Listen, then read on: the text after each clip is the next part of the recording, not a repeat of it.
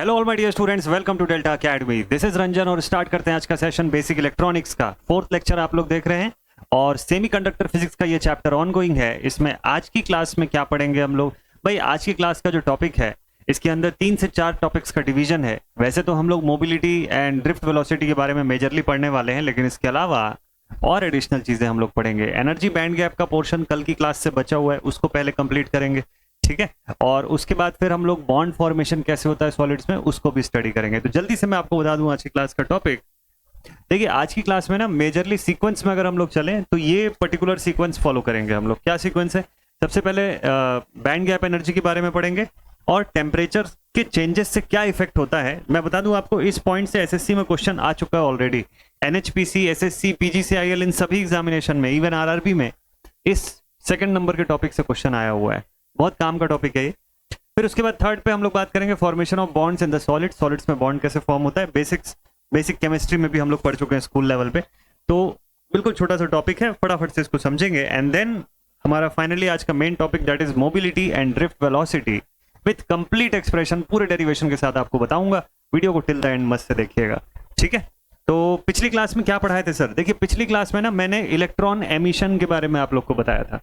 Last class में, previous class में मैंने आपको बताया था कि एमिशन ऑफ इलेक्ट्रॉन का फंडामेंटल क्या है, इलेक्ट्रॉन्स को कैसे हम लोग एमिट करवाते हैं। तो इसी के बारे में हम लोग बात कर रहे थे। हम लोगों ने बोला था कि भाई देखिए, हम अगर इंसिडेंट एनर्जी देते हैं, ठीक, कोई भी मेटल है, मेटल सरफेस से इलेक्ट्रॉन्स को बाहर निकालने के लिए हमको इंसिडेंट एनर्जी चाहिए, चाहे वो फोटॉन्स के फॉर्म में हो, ठीक है, या फिर वो थर्मोआयनिक एमिशन हो तो थर्मल फॉर्म में एनर्जी होगी। एंड दैट एनर्जी, ये जो इंसिडेंट एनर्जी हम लोग प्रोवाइड कर रहे हैं ना, इस एनर्जी का किससे ग्रेटर होना जरूरी है? This incident energy should be greater than what? It should be greater than 5, यानी कि वर्क फंक्शन। जब ऐसा होगा, इक्वल टू पे भी हो जाएगा, शुड बी ग्रेटर देन और इक्वल टू वर्क फंक्शन। तो वर्क फंक्शन के ग्रेटर या इक्वल होगा तो इन दैट केस इलेक्ट्रॉन्स आपके सरफेस बाउंड्री से बाहर निकल जाएंगे, सरफेस बैरियर से बाहर आ जाएंगे इनटू द वैक्यूम पार्ट, ठीक है। यही सब पढ़े थे हम लोग कल की क्लास में। वर्क फंक्शन के बारे में डिटेल में देखा हुआ था हम लोगों ने, ठीक है। तो ये सारा बेसिक चीज मैंने आपको बताया था कि भाई वर्क फंक्शन का पोर्शन कितना रिक्वायर्ड होता है, इसको अगर ओवरकम किया तब कहीं जाके हमको इलेक्ट्रॉन्स जो है वो वैक्यूम में अवेलेबल मिलते हैं आउट ऑफ द सोर्स, ठीक। ये तो थी समरी कल की क्लास की, टाइप ऑफ एमिशन वगैरह सब डिस्कस किए थे। आज क्या पढ़ेंगे? तो आज सबसे पहले हम लोग शुरू करते हैं, हेडिंग डालते हैं बैंड गैप एनर्जी। आज की क्लास का टॉपिक जिससे हम लोग शुरुआत करेंगे आज की क्लास, बैंड गैप एनर्जी, जिसको कि हम लोग किससे डिनोट करते हैं? ईजी से। This is denoted with E of g, ठीक है। बैंड गैप एनर्जी क्या है सर? देखिए मैंने आपको जितना प्रीवियस क्लास में बताया था उसके हिसाब से बैंड गैप एनर्जी का कंसेप्ट हमको क्या बताता है?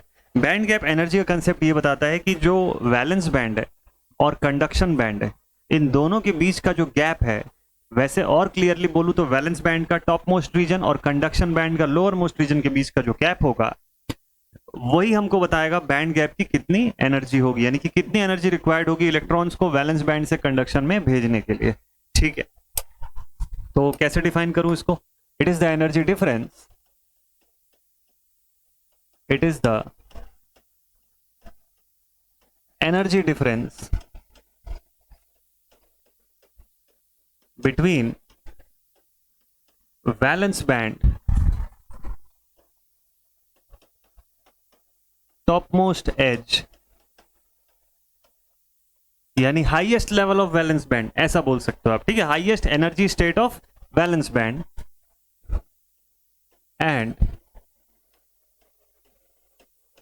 Lowest energy state of conduction band, ठीक है। इसी को हम लोग बोलते हैं लोएस्ट देखिए इसको बोलने का एक तरीका और है कि इलेक्ट्रॉन्स का हाईएस्ट ऑक्यूपाइड स्टेट और lowest unoccupied state of electron. बहुत सारे तरीके होते हैं डिफाइन करने के, ठीक है। क्या मैंने बोला? मैंने बोला हाईएस्ट, मैं बार बार आपको अलग अलग तरीकों से इसलिए लिखवा रहा हूं क्योंकि एग्जामिनेशन में ऐसे ही सब वर्ड से खेल करता है और हमको लगता है कि ये क्या नया चीज पूछ लिया। हाईएस्ट ऑक्यूपाइड स्टेट क्या होता है, मतलब ये उसी चीज को डिफाइन करने का ये भी तरीका है कि highest occupied state of electron to lowest unoccupied state of electron. तो ये किसका हो गया, सीबी का लोएस्ट स्टेट हो गया, ये किसका हो गया, वीबी का हाईएस्ट स्टेट हो गया। तो बहुत सारे तरीके हैं एक ही चीज को बोलने के, हमको हर तरीका लगभग पता होना चाहिए, तब जाके एग्जामिनेशन में खासतौर पे एमसीक्यू जैसे जो क्वेश्चंस होंगे वहां पे हम लोग कंफ्यूजन से बचेंगे, एक बार में सही आंसर ऑप्शन से टिक कर सकेंगे। ठीक है जन, ठीक है भाई, बहुत बढ़िया। तो यही जो होता है ना एनर्जी बैंड, मतलब बैंड गैप की जो एनर्जी होती है, यही एक बहुत बड़ा डिसाइडिंग फैक्टर होती है कि हमारा मटेरियल कंडक्टर होगा, इंसुलेटर होगा या सेमीकंडक्टर की तरह बिहेव करेगा। ठीक है, इसी के आधार पे हम लोग ये चीज बताते हैं। ठीक, तो इसका मतलब वी कैन से Eg जो होता है it can be given as EC minus E of conduction band minus energy of valence band. सही है ये फॉर्मूला, बिल्कुल सही है। एनर्जी बैंड गैप को इस तरीके से भी फाइंड कर सकते हैं, देखे हुए हम लोग ऑलरेडी ऐसा वाला एक्सप्रेशन। ठीक है भाई, अब अभी तक जो हम लोगों ने पढ़ा कि इलेक्ट्रॉन एफिनिटी थी, हाँ इलेक्ट्रॉन एफिनिटी के बारे में पढ़ा, और हम लोगों ने कल दो तीन चीजें और पढ़ा था ना कि वर्क फंक्शन क्या होता है, इलेक्ट्रॉन एफिनिटी क्या होता है, आयोनाइजेशन का इफेक्ट जो है वो तो देखे ही थे, वर्क फंक्शन, बैंड गैप और एफिनिटी। अब ये तीनों को क्या कंक्लूजन निकलता है,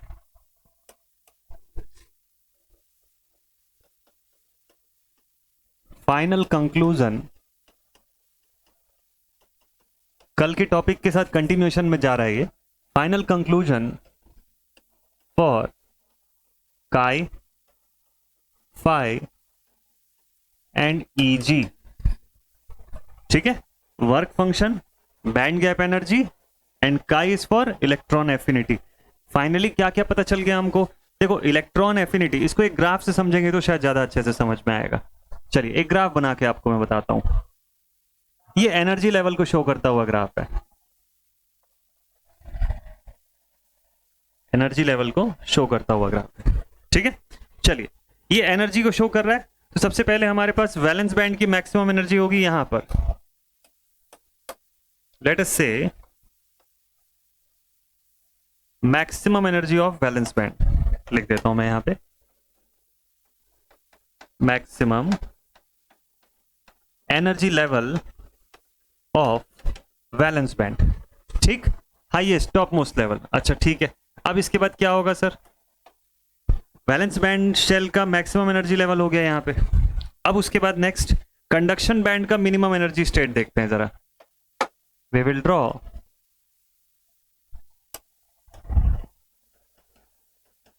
minimum energy state of CB, conduction band. ठीक है, हमारा इलेक्ट्रॉन यहां कहीं पे वैलेंस बैंड में, कंडक्शन बैंड में भेजना है हमको, मिनिमम एनर्जी स्टेट को पार करने का कंडीशन है।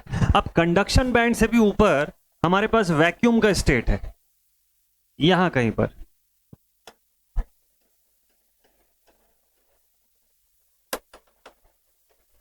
वैक्यूम, तो एनर्जी स्टेट ऑफ वैक्यूम, तो कंडक्शन बैंड से वैक्यूम बैंड के लेवल पे जाना है। अब अगर हम लोग समझे एनर्जी बैंड गैप कहां से कहां तक का होता है, देखिए बहुत सिंपल है, अब इस ग्राफ से ना आपको पूरा थ्योरी एक बार में समझ में आ जाएगा।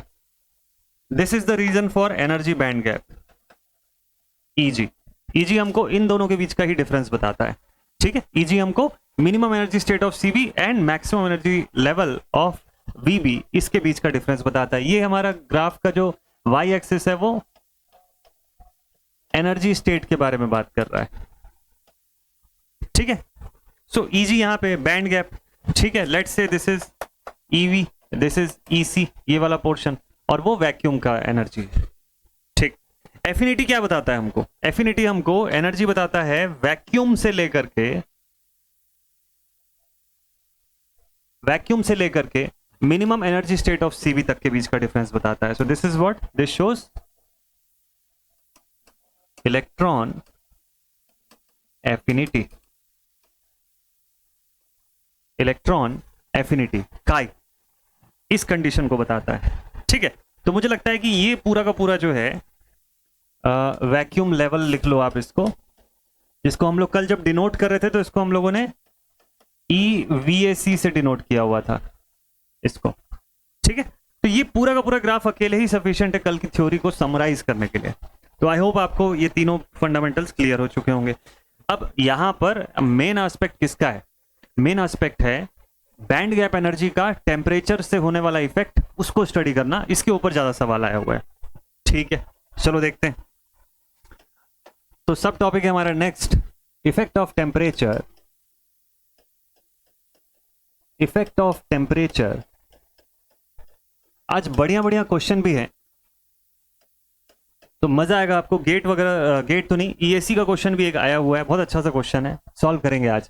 मोबिलिटी एंड ड्रिफ्ट जल्दी से पहुंचते हैं और उसके बाद फिर क्वेश्चन बनाएंगे। So effect of temperature on band gap energy EG। Temperature के बढ़ने से बैंड गैप एनर्जी का क्या होता है? इंक्रीज होगा, कम होगा, बैंड गैप नैरो हो जाएगा, वाइड हो जाएगा। RRB JEE का क्वेश्चन बनेगा, बिल्कुल बना हुआ है इससे RRB JEE का क्वेश्चन इस टॉपिक से।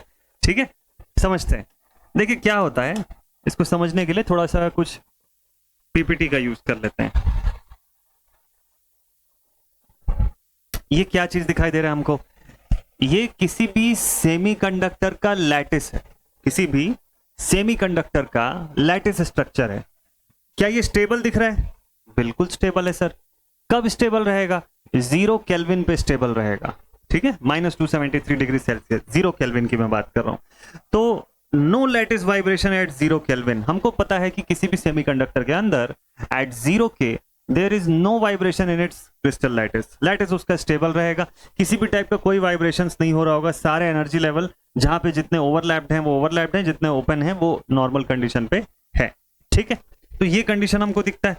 एटम्स एकदम प्रॉपर अरेंज्ड है अपने लैटिस के अंदर, एब्सोल्यूट 0 पर सब कुछ परफेक्टली बैलेंस्ड रहता है।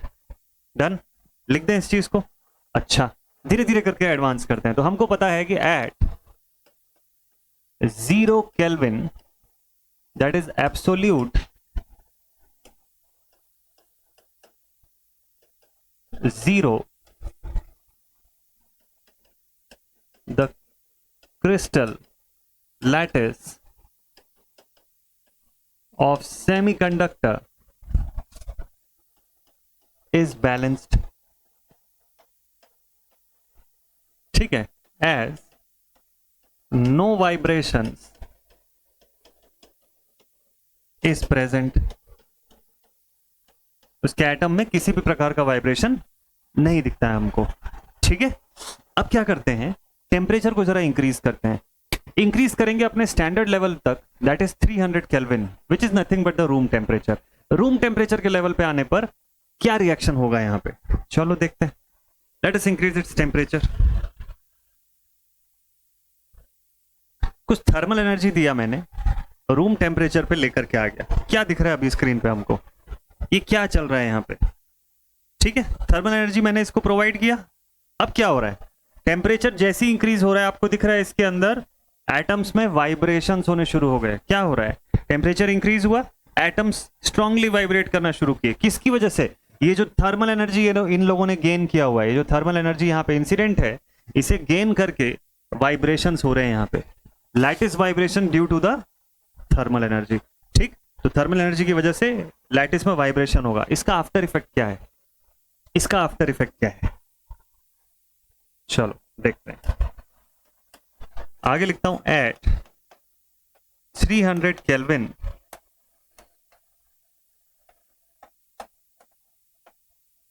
thermal energy causes vibrations in its lattice।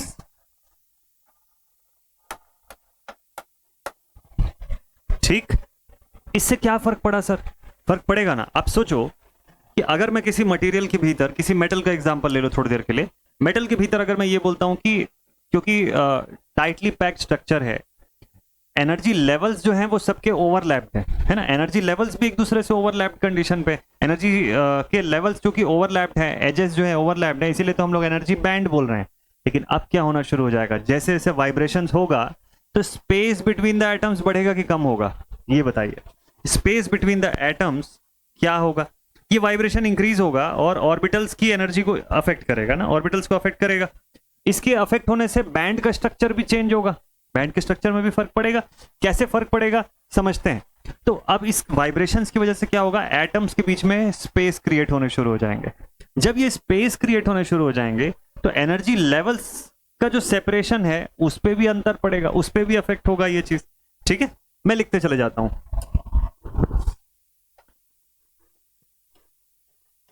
These vibrations affect the spacing. These vibrations affect the spacing between atoms in the lattice. ठीक है, ये बात तो बता दिया मैंने अभी जस्ट आपको। ठीक है, और इससे क्या होगा, so this will further reduce, this reduces the potential overlap, है ना। जब एटम्स के बीच में स्पेस आएगा ना तो वो जो पहले ओवरलैप का स्टेट था वो भी हटती चली जाएगी, तो पोटेंशियल ओवरलैप का जो स्टेट था उसको भी रिड्यूस करेगा ये। ठीक है, तो potential overlap between atomic orbitals, अलग अलग पॉइंट है ये और सबको समझना जरूरी है।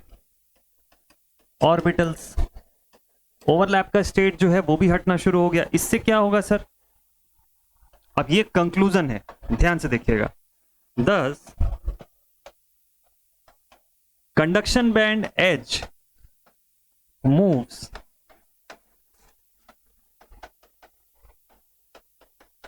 slightly down towards VB, valence band. Conduction band का एज जो है वो स्लाइटली मूव करता है डाउनवर्ड। ठीक है, एंड VB एज यानी कि वैलेंस बैंड का edge moves slightly upwards towards CB। इसका मतलब क्या हो रहा है, इसका मतलब बैंड जो है वो श्रिंक हो रहा है। क्या हो रहा है, बैंड गैप जो है वो कम हो रहा है, श्रिंक हो रहा है। कंडक्शन बैंड का एज जो है वो नीचे की तरफ आ रहा है ना। कंडक्शन बैंड का जो एज था वो डाउनवर्ड्स आ रहा है, कुछ इस तरीके से। देखिए, अगर ये हमारा कंडक्शन बैंड था, SC का कंडीशन देखते हैं सेमीकंडक्टर का, तो आप देखिए कि यहां पे हो क्या रहा है। तो कंडीशन ये बोल रहा है कि भाई कंडक्शन बैंड जो है ना, let this be conduction band and this be valence band. ठीक, तो अब क्या होते जा रहा है, जैसे ही थर्मल एनर्जी मिली यहां से इस तरीके का मूवमेंट हो रहा है, ऐसा। तो इसका मतलब ये जो कंडक्शन बैंड है ये इसका एज नीचे की तरफ आ रहा है और वैलेंस बैंड का एज ऊपर की तरफ जा रहा है। तो बैंड का गैप क्या हुआ, पहले के कंपैरिजन में श्रिंक होना शुरू हो गया। बैंड गैप श्रिंक होने से क्या होगा सर, बैंड गैप जैसे जैसे श्रिंक होते जाएगा, इलेक्ट्रॉन्स को वैलेंस बैंड से कंडक्शन बैंड में भेजना आसान हो जाएगा ना। कम एनर्जी रिक्वायर्ड होगी अब वैलेंस से कंडक्शन तक जंप कराने के लिए इलेक्ट्रॉन्स को। Energy required for the electrons to liberate from valence band to the conduction band will be less. कम एनर्जी में ही कंडक्शन मिलना शुरू हो जाएगा। मतलब क्या हो रहा है, मतलब टेम्परेचर के बढ़ने से कंडक्शन बढ़ रहा है। अरे यही तो होता है सेमीकंडक्टर्स के अंदर, तभी तो हम लोग लिखते हैं NTC, negative temperature coefficient of resistance, जो इतने दिन से पढ़ते आए हैं बेसिक इलेक्ट्रिकल में और सभी अलग अलग जगह पे हम लोग पढ़ते हैं ना। हम लोग क्या बोलते हैं यहाँ पे, हम लोग बोलते हैं कि अगर सपोज कर लीजिए मेटल्स है, कंडक्टर, इंसुलेटर, सेमीकंडक्टर। ध्यान से देखिएगा, लिखिएगा मत इसको, बस सिर्फ देखना है, ये लिखा हुआ है सब आपकी कॉपी में। कंडक्टर्स के केस में क्या फॉलो होता है, PTC फॉलो होता है, पॉजिटिव टेम्परेचर कोफिशिएंट, किसका, ऑफ रेजिस्टेंस। अच्छा, तो टेम्परेचर बढ़ाओगे तो रेजिस्टेंस बढ़ता है, कंडक्टिविटी या कंडक्टेंस जो है वो कम होता है। इंसुलेटर्स के केस में क्या होता है, एनटीसी को फॉलो करता है। सेमीकंडक्टर्स में क्या होता है, एनटीसी। लिखने को लिख तो देते हैं हम लोग एक बार में, एनटीसी फॉलो कर रहा है सर, नेगेटिव टेम्परेचर कोफिशिएंट। इसका मतलब टेम्परेचर बढ़ेगा तो रेजिस्टेंस कम होगा, विच मीन्स कंडक्टेंस जो है वो तो बढ़ रहा है ना। रीजन समझ आया क्यों बढ़ रहा है, ये इसका रीजन है। टेम्परेचर जब आपने बढ़ाया तो बैंड गैप एनर्जी जो है उसमें क्या हुआ, तो भाई लैटिस लेवल पे आपको मैं इसलिए लेके जाके बता रहा हूं, उतने रूट लेवल पे जब समझेंगे तो इसका रीजन अभी समझ में आ जाएगा आपको। रटने वाइज तो हम लोग रट चुके हैं, पहले से हमको याद है कि एनटीसी होता है, तो वो उसका आंसर तो कर देंगे। कंसेप्ट क्या है इसके पीछे का, this is the main concept, ये एक्चुअल कंसेप्ट था। तो लैटिस वाइब्रेशंस की वजह से क्या होता है कि जो ऑर्बिटल्स होते हैं वो डिस्टर्ब होते हैं। ऑर्बिटल्स डिस्टर्ब होते हैं तो क्या होता है, लेवल्स में डिफरेंस आता है। एक्चुअल में एटम्स में डिफरेंस आना शुरू होता है, स्पेसिंग बढ़ती है, जिससे लेवल की स्पेसिंग बढ़ती है। और जब लेवल की स्पेसिंग बढ़ती है तो सीबी वीबी की तरफ श्रिंक होता है और वीबी जो है वो सीबी की तरफ बढ़ना शुरू करता है। एजेस उसके मूव करते हैं, है ना, श्रिंक होना शुरू हो जाता है। कौन, एनर्जी बैंड गैप। तो ईजी जो है ना, इसीलिए ये श्रिंक होता है। तो इसका मतलब टेम्परेचर के बढ़ने से ईजी का क्या हुआ, ईजी रिड्यूस हुआ सर। मिल गया कंक्लूजन इस चीज का। टेम्परेचर इंक्रीज करोगे, easy will start reducing, band gap energy will reduce. ठीक है, ये सब चीज एक दूसरे से एसोसिएटेड है। Therefore we can say with increase in temperature, with increase in temperature, अब देखिए सारी चीजें कैसे एक दूसरे से रिलेटेड है। The band gap energy Eg will reduce. जब मैं आपको फाइनल रिवीजन करवाऊंगा तो ये सब चीज एकदम क्विक फॉर्म में बताऊंगा आपको। तो temperature increases, we get Eg reduced and finally we get G increased. मतलब कंडक्टिविटी इंक्रीज होगा, रेजिस्टेंस जो है वो घटता चला जाएगा। बट याद रखिएगा ये सब 300 केल्विन पे हो रहा है। कब, एट 300 केल्विन। अभी मैं आगे की कहानी थोड़ा बाद में बताऊंगा आपको। 300 केल्विन के बाद की भी ग्राफ है, ठीक है, उसके बाद भी कुछ इफेक्ट होता है। उस इफेक्ट से क्वेश्चन गेट ईएससी में पूछता है, एईजे में नहीं पूछता है नॉर्मली, बट वो भी स्टडी करेंगे। तो अभी हम लोग कहां से कहां तक देखे, 0 से 300 केल्विन की तरफ बढ़ते हुए देखे। अभी 300 केल्विन से आगे जाएंगे तो चीजें बदल जाएंगी यहाँ पे। ठीक है, तो अभी तक की जितनी कहानी आप सुने हैं ये वाली, ये पूरी 0 से 300 केल्विन के लिए है। इस पॉइंट को नोटेड रखिएगा माइंड में। ठीक है, this is all for up to 300 kelvin, from 0 to 300। ठीक है सर, क्या इसका कोई इफेक्ट है, इससे कुछ समझ में आता है क्या, मतलब ये किस इक्वेशन, किस इफेक्ट की वजह से हो रहा है, इसका कोई कंसेप्ट है? हाँ, वार्शनीज इक्वेशन है, वो मैं बता देता हूं आपको। So this happens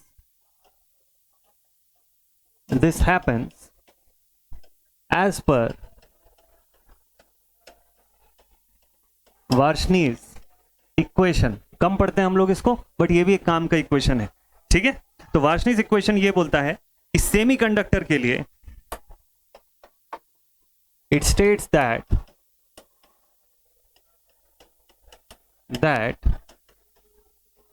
for semiconductors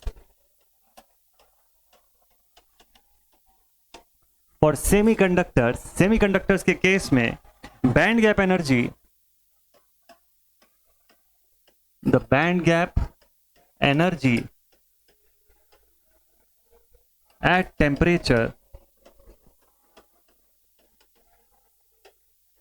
T is given as, band gap energy at temperature T is given as Eg at T is equal to Eg0 minus, ध्यान दीजिएगा, Eg हम लोग फाइंड आउट कर रहे हैं बैंड गैप एनर्जी कब, at temperature T। ये temperature किस में है, केल्विन में है। ध्यान दीजिएगा, टेम्परेचर T जो है किस में है, केल्विन में है। न्यूमेरिकल बनाने के समय इस पॉइंट में गलती होती है। ठीक है, डिग्री सेल्सियस में दिया होगा तो कन्वर्ट करेंगे उसको केल्विन में। Eg at 0 minus alpha T का square, Eg at T is equal to Eg0 minus alpha T square upon T plus beta. Varshni's equation है, बहुत काम का है। इसी रिस्पेक्ट में ये इक्वेशन जो है प्योरली इसी की बात करता है कि चेंज इन टेम्परेचर का क्या इफेक्ट होगा बैंड गैप की एनर्जी पर। अब इसके अकॉर्डिंग अगर आप देखेंगे, अच्छा यहाँ पे अल्फा और बीटा क्या है, मटेरियल कांस्टेंट है, इस पर कंफ्यूज मत होइएगा।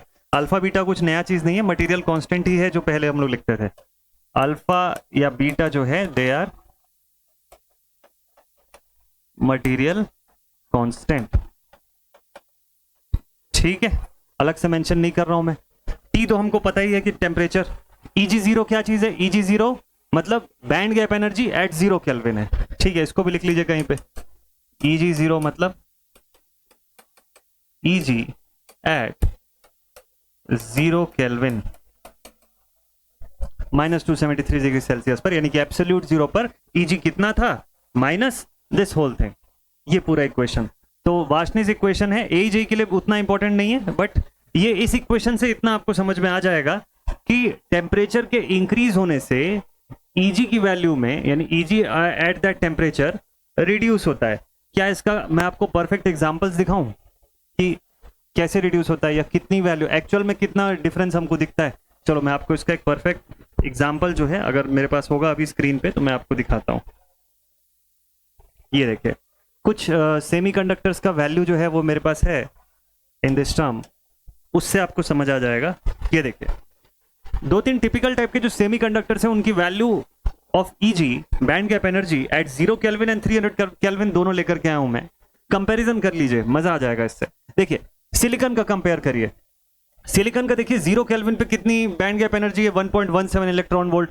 300 केल्विन पे क्या हुआ? 1.10, रिड्यूस हो गया, रिडक्शन हुआ इसके अंदर। लेकिन मुझको पता है कि सिलिकॉन के अंदर, अब 2-3 क्लास पहले पीछे जाएंगे तो वहां मैंने आपको बताया था कि सिलिकॉन का एटॉमिक नंबर 14 होने की वजह से जो वैलेंस शेल इलेक्ट्रॉन जो होता है तीसरे ऑर्बिट के अंदर ही होता है, जिसकी वजह से उसकी एनर्जी लेवल कम रहती है एज कंपेयर टू जर्मेनियम, और इसीलिए एक्सटर्नल टेम्परेचर का इफेक्ट भी वहां पर कम होगा एज कंपेयर टू जर्मेनियम। तो वो असर आपको यहाँ पे दिख रहा है। मतलब सोचो, जितनी थ्योरी पढ़ रहे हो आप, वो थ्योरी हर जगह कहीं ना कहीं सही जगह पे फिट बैठती जा रही है, बस हमको देखना है उस चीज को।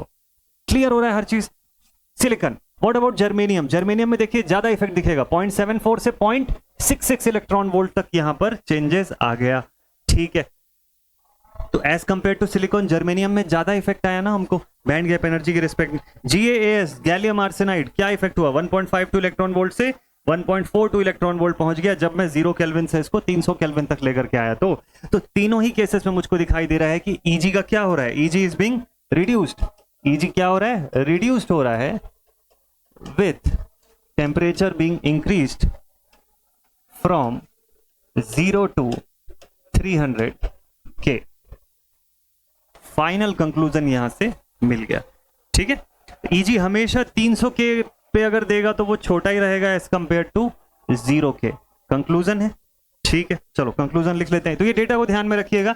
फाइनल कंक्लूजन ये बोलता है कि therefore we can say Eg at 300 K is always smaller than Eg at 0 K for same material। For same material, पहला कंक्लूजन से निकल के आया। ठीक है, तो अब हम लोग ये बोल सकते हैं कि हायर टेम्परेचर पे इलेक्ट्रॉन का Vb से Cb तक जंप करना इसी वजह से पॉसिबल हो पाता है। इसीलिए सेमीकंडक्टर्स में टेम्परेचर आप इंक्रीज करते हो, थर्मल इनपुट देते हो, तो इलेक्ट्रॉन्स जंप करते हैं, कंडक्शन बढ़ता है वहां पे, रेजिस्टेंस नहीं। एनटीसी को इसीलिए ये लोग फॉलो करते हैं। ठीक है, इसीलिए यहाँ पे एनटीसी की कंडीशन जो है वो रहता है, और इसीलिए सेमीकंडक्टर्स हायर टेम्परेचर पे मोर कंडक्टिव होते हैं। This is the reason why semiconductors are more conductive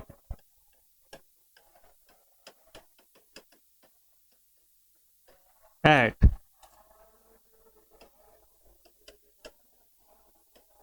higher temperature than 0 K की तुलना में इंक्रीजिंग टेम्परेचर पर कंडक्टिव हो जाते हैं। ठीक है, तो यहां पर क्या होता है? बॉन्ड का फॉर्मेशन होता है एक्चुअल में। अब कभी कभी ये भी एग्जाम में क्वेश्चन पूछता है कि बताओ मेटल्स हैं, ये सेमीकंडक्टर्स हैं या इंसुलेटर्स हैं, इनके बीच इनका जो बॉन्ड फॉर्मेशन होता है किस तरीके का होता है, कौन कौन सा बॉन्ड किसके अंदर फॉर्म होता है, एक क्विक सा रिव्यू जैसा मैं आपको बता देता हूं। ठीक है, चलिए नेक्स्ट टॉपिक यहां से शुरू होता है, formation of bonds. Formation of bonds formation याद रखने का तरीका बड़ा सिंपल होगा। Metal, semiconductor, insulator. मेटल तो metallic bond, semiconductor covalent bond, insulator इनके अंदर भी कोवेलेंट प्लस आयोनिक बॉन्ड्स। तीनों चीजें यहाँ पे अवेलेबल रहती है। ठीक है, बॉन्ड का फॉर्मेशन क्यों होता है, छोटा सा केमिस्ट्री रिवाइज कर लें। चलो, बॉन्ड फॉर्मेशन इसलिए होता है क्योंकि कोई भी एटम हमेशा अपने लिए एक स्टेबल स्टेट ढूंढता है ना। हमेशा क्या होता है कि वैलेंस शेल में पूरे इलेक्ट्रॉन्स तो होते नहीं है, ऑक्टेट स्ट्रक्चर मैंने बताया था पहली क्लास में शायद। कोई भी एटम हमेशा अपने स्टेबल स्टेट पर अगर उसके वैलेंस शेल में पूरे इलेक्ट्रॉन्स नहीं है तो स्टेबल नहीं होगा वो। ठीक है, उसको अपनी स्टेबिलिटी चाहिए, उसको अपना ऑक्टेट स्ट्रक्चर जो है वो कंप्लीट करना है। उसके लिए या तो वो गेन करना चाहेगा इलेक्ट्रॉन या वो लूज करना चाहेगा इलेक्ट्रॉन। उसी के हिसाब से बॉन्ड फॉर्मेशन होता है। तो जब मल्टीपल एटम्स एक दूसरे से इंटरेक्ट करते हैं, एक दूसरे के करीब आते हैं, तो ये एक दूसरे के साथ बॉन्ड फॉर्म करते हैं सो दैट कि ये स्टेबिलिटी को अटेन कर सकें। यही कारण होता है बॉन्ड फॉर्मेशन का। ठीक है, तो उस स्टेबिलिटी अटेन करने के प्रोसेस को ही हम लोग बॉन्ड फॉर्मेशन बोलते हैं कि कौन सा मटेरियल का एटम किस तरीके से स्टेबिलिटी अटेन करेगा, इलेक्ट्रॉन लूज करके, इलेक्ट्रॉन गेन करके, या कौन से तरीके से। ठीक है, ये इसका पूरा फंडामेंटल था। अब देखते हैं कि मेटल्स में क्या होता है। Whenever we talk about metals, मान लो हम लोग मेटल्स की बात करते हैं। मेटल के अंदर क्या होता है, मेटल्स के अंदर होता है metallic bond. Metallic bond formation होता है। ठीक है, इसको याद रखिएगा। मेटालिक बॉन्ड कैसे फॉर्म होता है, देखिए हम सबको पता है कि मेटल के अंदर जो वैलेंस शेल इलेक्ट्रॉन है वो कितना है। मेटल के अंदर जो वैलेंस इलेक्ट्रॉन जो है it is always less than 3, less than और इक्वल टू 3, ऐसा बोल सकते हो। 4 से कम रहेगा, लेस देन 4 बोल लो, या लेस देन इक्वल टू 3 बोल सकते हो आप, बोथ आर करेक्ट। ठीक है, वैलेंस शेल इलेक्ट्रॉन कम है ना, हमको पता है ऑक्टेट कंप्लीट करने के लिए 8 होना चाहिए। मेटल्स की क्या टेंडेंसी होती है, मेटल्स की टेंडेंसी होती है कि ये इलेक्ट्रॉन को लूज ज्यादा आसानी से कर सकते हैं। So they tend to lose electron easily. क्यों, क्योंकि इनकी इलेक्ट्रॉन्स जो होती है वैलेंस शेल की, उस पर न्यूक्लियस का पकड़ कमजोर रहता है, लूज होना ज्यादा आसान रहता है, ओवरलैप स्ट्रक्चर रहता है इनका वैलेंस एंड कंडक्शन का। ये सब पढ़ चुके हैं हम लोग ऑलरेडी। तो इसके हिसाब से हमको ये दिखता है कि जब भी कोई एक्सटर्नली किसी एटम से इंटरेक्ट करेंगे तो इलेक्ट्रॉन लूज करने की टेंडेंसी मेटल्स में क्लियरली अवेलेबल रहेगी। ठीक है, अगर इलेक्ट्रॉन लूज करेंगे तो वो एटम कैसा बन जाएगा, it will become a positive ion. Thus, after losing electron, the atom becomes positive ion। ठीक है, एटम becomes positive ion। ऐसा करते करते हमारे पास C of electron बन जाता है। क्या बन जाता है, C of electron या pool of electron बन जाता है। This causes sea of electron. तो इसको ऐसा समझ लो कि एक आइलैंड है छोटा सा, वो हमारा पॉजिटिव आयन है और उसके इर्द गिर्द, या मेटालिक आयन है और उसके इर्द गिर्द पूरा सी ऑफ इलेक्ट्रॉन, इलेक्ट्रॉन का समंदर है पूरा। बस यही हाल होता है। अगर ये चीज विजुलाइज कर पा रहे हैं तो इसका मतलब आप मेटल का मेटालिक बॉन्ड्स का कंडीशन आसानी से समझ पा रहे हैं। ठीक है, तो मेटालिक बॉन्ड मतलब positive metal ion surrounded by a sea of electron. बस इतना काफी है इसमें अभी जानने के लिए। मतलब positive metal ion plus sea of electrons, यही होता है मेटालिक बॉन्ड का कंडीशन। तो अब आपको ये चीज समझ में आएगा कि जब मैं बेसिक इलेक्ट्रिकल में रेजिस्टेंस के बारे में पढ़ाता हूं तो रेजिस्टेंस में मैं क्यों बोलता हूं कि ये कोलिजन जो हो रहा है इलेक्ट्रॉन्स का मेटालिक आयन से, वो कंसेप्ट कहां से आता है, वो इसी कंसेप्ट से आता है। इसी से हमको पता चलता है कि इनका जो बॉन्ड फॉर्मेशन होता है वो कैसे होता है। ठीक है, सब एक दूसरे से रिलेटेड है यार, इलेक्ट्रिकल इलेक्ट्रॉनिक्स में बहुत बढ़िया रिलेशन है। चलिए सेकंड पॉइंट, अब बात करते हैं हम लोग about insulators, non metals. Non metals या इंसुलेटर बोल लो आप। इंसुलेटर्स जो होते हैं ना, ये भी कोवेलेंट बॉन्ड फॉर्म करते हैं और आयोनिक बॉन्ड जो है वो भी फॉर्म करते हैं ये लोग। ठीक है, तो लिखेंगे कोवेलेंट और आयोनिक बॉन्ड्स, ये फॉर्मेशन होता है इनमें। क्यों ऐसा, इसका मतलब क्या होता है?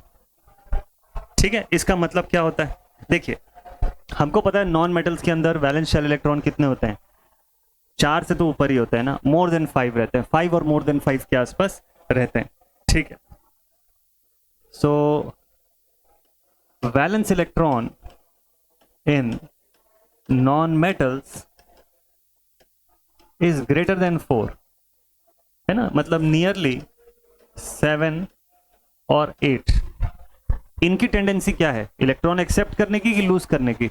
बताया था मैंने, इलेक्ट्रॉन क्योंकि ज्यादा है, पूरा एनिमेशन के साथ पढ़े थे हम लोग कि इलेक्ट्रॉन अगर ज्यादा है और एक दो कम भी है तो वो दूसरे एटम से जब इंटरेक्ट करेगा तो वो गेन करने की कोशिश करेगा।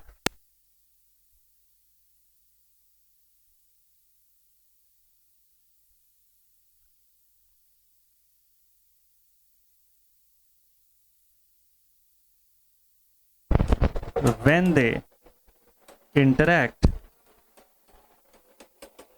with other atom क्या करेगा, गेन करने की कोशिश करेगा। आयोनिक बॉन्ड में क्या होता है, आयोनिक बॉन्ड के केस में क्या होता है, जब भी कोई मेटल और नॉन मेटल आपस में इंटरेक्ट करते हैं, आयोनिक बॉन्ड का सीन क्या है इसी में बताता हूं आपको मैं। तो आयोनिक बॉन्ड फॉर्मेशन कैसे होता है, जब भी कोई metal interaction between metal plus non metal, तो उससे आयंस फॉर्म होते हैं। मतलब अगर सपोज कर लीजिए जैसे NaCl का एग्जांपल ले लो आप, Na पॉजिटिव NCl नेगेटिव, मतलब क्या हुआ कि मेटल का जब मैं नॉन मेटल से इंटरेक्शन कराऊंगा, मुझे पता है कि मेटल के वैलेंस शेल इलेक्ट्रॉन्स जो हैं 4 से कम है, वो लूज करने की टेंडेंसी रखेगा, वो इलेक्ट्रॉन्स को लूज करके खुद पॉजिटिव हो जाएगा। नॉन मेटल क्या करेगा, नॉन मेटल गेन करने की टेंडेंसी रखेगा, क्यों, क्योंकि valence shell electron greater than 4 है, 5 या अबव है उसके, ठीक है, तो वो गेन करने की कोशिश करेगा, तो वो इलेक्ट्रॉन गेन करेगा। इसीलिए जब मैं NaCl का एग्जांपल लिया मैंने सोडियम क्लोराइड का, तो क्या निकल के आया इससे ये मिलता है कि अगर मैं NaCl लिखता हूं तो ये it will become Na plus NCl minus, तो इसने इलेक्ट्रॉन लूज किया, सोडियम ने पॉजिटिव बना, इसने इलेक्ट्रॉन गेन किया इसलिए नेगेटिव। बहुत बेस्ट एग्जांपल है इसका, Na प्लस NCl माइनस, ठीक है। बॉन्ड स्ट्रॉन्ग रहता है लेकिन सॉलिड स्टेट में नॉन कंडक्टिव फॉर्म में रहता है ना। ये जो आयोनिक बॉन्ड होता है ये स्ट्रॉन्ग बॉन्ड है लेकिन सॉलिड स्टेट में नॉन कंडक्टिव फॉर्म में ही रहता है, सॉलिड स्टेट में कंडक्शन नहीं प्रोवाइड करता है, ठीक है। लास्ट बात कर लेते हैं about semiconductors. What happens in semiconductors, ये सब कोर कंसेप्ट यार, इससे इतने क्वेश्चन मिलेंगे ना आपको, RRB वगैरह में खूब क्वेश्चन दिखेंगे आपको इसके, इन सब एग्जाम्स में ना अच्छे खासे क्वेश्चन आते हैं। अगर बात क्या है ना, अगर कंसेप्ट अगर आपको अच्छे से समझ में आ गया ना तो क्वेश्चन घुमा फिरा के ही पूछता है, जरूरी नहीं कि वर्ड बाय वर्ड वैसे ही पूछे जैसा पिछले साल पूछा था। क्वेश्चन घुमा फिरा के भी पूछेगा तो कंसेप्ट तो नहीं बदल जाएगा, कंसेप्ट तो वही रहेगा। और एक बार आप विजुअलाइज कर लिए ना सारी चीज को, आपको माइंड में दिखने लग गया कि अच्छा बॉन्ड ऐसे फॉर्म हो रहा है, इधर ये पॉजिटिव मेटल है, पूरा लॉजिक है ना यार, इंजीनियरिंग है, सब कुछ इंजीनियरिंग फिजिक्स का पार्ट है, तो सब कुछ लॉजिक से ही चल रहा होगा, सब कंसेप्ट के फॉर्म में चल रहा होगा। कंसेप्ट ये बोलता है कि भाई मेटल अगर है तो मेटल के वैलेंस शेल इलेक्ट्रॉन आप सबको पता है कम है, 3 या 3 से कम होगा। अगर ऐसा है तो in that case what will happen, वो लूज ही करेगा ना, अगर किसी दूसरे एटम के साथ इंटरेक्ट करेगा तो it will tend to lose electron. Non metal का जस्ट उल्टा कंडीशन है, तो उस हिसाब से यहां पर बॉन्ड का फॉर्मेशन होता है। What happens in the semiconductor, concept के साथ स्टडी करते हुए पढ़ेंगे ना, मजा भी आएगा और चीजें याद भी रहेंगे आपको। Semiconductors form covalent bonds, semiconductor क्या फॉर्म करते हैं, they form the covalent bond with some free electron, कुछ फ्री इलेक्ट्रॉन्स के साथ ये लोग कोवैलेंट बॉन्ड्स का फॉर्मेशन करते हैं, ठीक है, बहुत बढ़िया। 4 है, नेबरिंग के साथ इंटरेक्ट करेंगे, जैसे सिलिकॉन है, जर्मेनियम है, 4 वैलेंस शेल इलेक्ट्रॉन है, नेबरिंग एटम के साथ ये लोग इंटरेक्ट करेंगे, कोवैलेंट बॉन्ड का फॉर्मेशन होगा।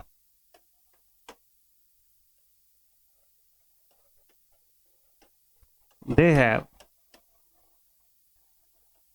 4 valence electron, so whenever they interact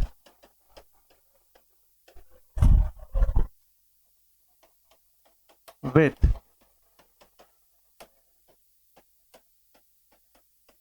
the neighboring atoms,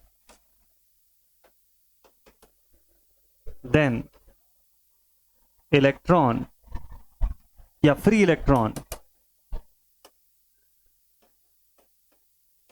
then free electron is released.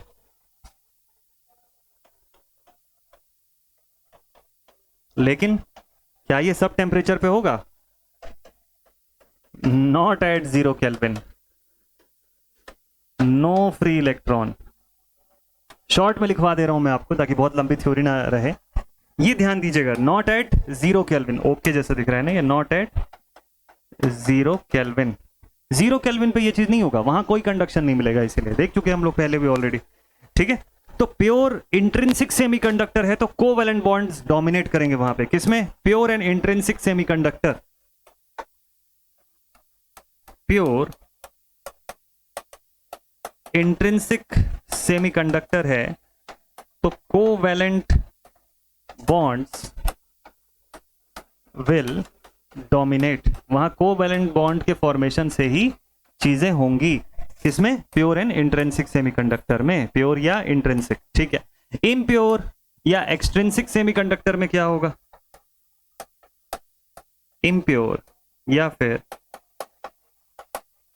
Extrinsic semiconductor, इसमें क्या होगा सर? क्या यहां पे भी कोवैलेंट बॉन्ड से डोमिनेट करेंगे? नहीं, यहां पर डोपिंग डिसाइड करेगी सारी चीजें। ठीक है, डिपेंड्स अपॉन डोपिंग। कल की क्लास में शायद हम लोग इसी टॉपिक को पढ़ेंगे, है ना। सेमीकंडक्टर्स का फॉर्मेशन देखेंगे, इंट्रिंसिक एक्सट्रिंसिक डोपिंग देखेंगे। ये कल की क्लास का टॉपिक रहेगा, तो मजा आएगा आपको पढ़ने में। ठीक है, सो दिस इज इट। तो एक्स्ट्रा इलेक्ट्रॉन होल्स को हम लोग ऐड करते हैं कंडक्टिविटी को बढ़ाने के लिए यहाँ पे, तो that is a different thing. Done. तो इसी के साथ एक और टॉपिक हमारा कंप्लीट होता है बॉन्ड फॉर्मेशन का। अब last topic of the day शुरू करते हैं, mobility and drift velocity.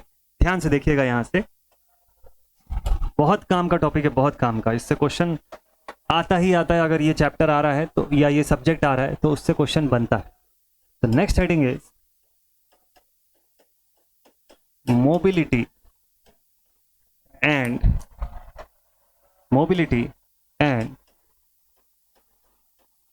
Drift velocity. एकदम जल्दी जल्दी से इसका पूरा डिटेल बताऊंगा, लेकिन सब कुछ कवर कराऊंगा। मोबिलिटी ऑफ इलेक्ट्रॉन, मोबिलिटी बड़ा काम का चीज है। ड्रिफ्ट वेलोसिटी भी बहुत इंपॉर्टेंट है। जब भी हम, क्योंकि हमारा पूरा फोकस है किसी भी सेमीकंडक्टर या मटेरियल के भीतर चार्जेस के फ्लो करवाने से, इलेक्ट्रिकल कंडक्टिविटी ही हमारा मेन उद्देश्य है बेसिक इलेक्ट्रॉनिक्स के अंदर। हर एस्पेक्ट में हम लोग इसी के बारे में बात करेंगे। ठीक है, तो यहाँ पे मोबिलिटी एक ऐसा फैक्टर है, मोबिलिटी किस प्रकार का फैक्टर है जो हमको ये बताता है, क्या बताता है सर मोबिलिटी? देखिए, मोबिलिटी हमको ये बताता है कि कितनी आसानी से या कितनी फ्रीली हमारा इलेक्ट्रॉन उस कंडक्टर में मूव कर सकता है ना, मूव कर सकता है जब भी हम एक्सटर्नल इलेक्ट्रिक फील्ड अप्लाई करेंगे। तो सबसे पहले शुरुआत करते हैं मोबिलिटी से। मोबिलिटी नॉर्मली अगर इसको डिफाइन करना हो तो कैसे डिफाइन करेंगे सर? चलो देखते हैं।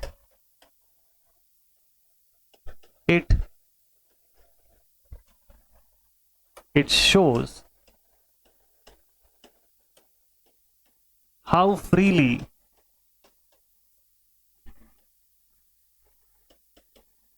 the electron can move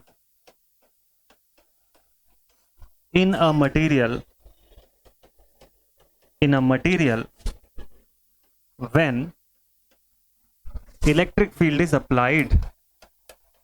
When electric field is applied, देखो साथ साथ आपका नोट्स भी बनते जा रहा है, साथ साथ नोट्स भी बनते जाएगा, चीजें समझ भी आती जाएंगी। मोबिलिटी का मतलब यह है कि अगर कोई भी मटेरियल ले लूं मैं, XYZ कोई भी मटेरियल, जरूरी नहीं कि कंडक्टर हो, इंसुलेटर्स के लिए भी मोबिलिटी पूछ लेता है कभी कभी। ठीक है, हालांकि उसको 0 बताओगे आप, बट स्टिल तो क्वेश्चन तो है, पूछ सकता है, एमसीक्यू बन सकता है इसके ऊपर। भाई मोबिलिटी ये बोलता है कि कोई भी इलेक्ट्रॉन कितनी आसानी से फ्लो हो सकता है किसी मीडियम के अंदर। अभी हम उसको कितना धक्का दे रहे हैं उसकी बात ही नहीं कर रहे हैं, कितना एक्सेलरेशन दे रहे हैं, कितनी वेलोसिटी दे रहे हैं, अभी उसकी बात नहीं कर रहे हैं। जब मैं वेलोसिटी की बात करूंगा तो वो ड्रिफ्ट वेलोसिटी पे जाएगा। ठीक है, मैं ये बात कर रहा हूं मोबिलिटी का। इसको समझने का एक आसान तरीका बताता हूं मैं। मान लो मैं आपको एक मीडियम देता हूं, एक मीडियम मतलब आपने सेम पर्सन सेम शूज पहना हुआ है, आपने कोई एक शूज पहना है आपने, स्पोर्ट्स शू अपना, ठीक है। अब मैं आपको दो अलग अलग पाथवे देता हूं चलने के लिए, ठीक है, दो अलग अलग पाथ दे रहा हूं चलने के लिए, सेम लेंथ का पाथ है। अच्छा सर, और क्या है इसमें?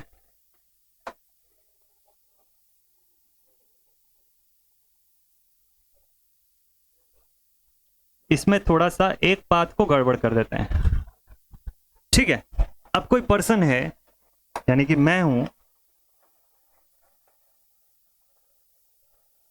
अब मुझे वॉक करना है इस पर, है ना। ड्राइंग थोड़ी मेरी कमजोर है तो आप लोग इससे काम चला लीजिएगा, ठीक है। मैं इस तरफ देख रहा हूं और मैं इस पे चलने जा रहा हूं। हाँ, ये एकदम चिकना सरफेस है, एकदम समझ लीजिए टाइल्स और एकदम मार्बल समझ लीजिए उसको, ठीक है। और उसमें पानी भी गिरा हुआ है और यहां पर बम्पी सरफेस है, मिट्टी का सरफेस है, उबड़ खाबड़ है, ऊपर नीचे है।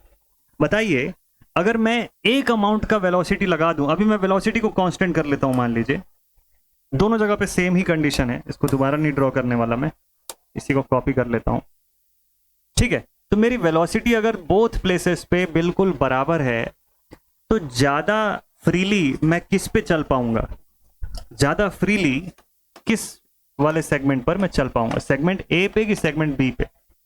क्वेश्चन समझ में है? आप बोलेंगे सर सेगमेंट ए पे आप चल पाओगे, क्यों? क्योंकि इस सेगमेंट में मोबिलिटी मेरी अच्छी होगी, इसमें मोबिलिटी कमजोर होगी। सेम अमाउंट का वेलोसिटी लगाने के बावजूद ये मटेरियल कम अलाउ करेगा मुझे फ्रीली चलने में as compare to this material. तो ये जो मार्बल था जिसके ऊपर पानी गिरा हुआ था, इस पे ज्यादा फ्रीली मैं ज्यादा जल्दी चल पाऊंगा, ज्यादा फ्रीली चल पाऊंगा। यहां पर चल पाना मुश्किल है, ऊपर नीचे का सरफेस है, गड़बड़ है यहाँ चलना। बस यही है मोबिलिटी, इसी को मोबिलिटी बोलते हैं हम लोग, ठीक है। अब बात करेंगे वेलोसिटी की, ड्रिफ्ट वेलोसिटी की, थोड़ी देर के बाद। फिलहाल मोबिलिटी का ये एग्जांपल आपको समझ में आया? अच्छा, इसको मैं अब मिटाता हूं, ये वाला डायग्राम आपके नोट्स में रहेगा तो देखने में अच्छा नहीं लगेगा, है ना। चलिए, तो मोबिलिटी के बारे में समझ गए ना, कितना फ्रीली इलेक्ट्रॉन मूव कर सकता है किसी मटेरियल के भीतर जब भी हम बाहर से इलेक्ट्रिक फील्ड अप्लाई करेंगे। अच्छा, किससे डिनोट करते हैं इसको? It is given as mu and it is represented as mu and it is given as mu is equals to vd upon e. what is vd? vd जो है ये drift velocity को रिप्रेजेंट करता है।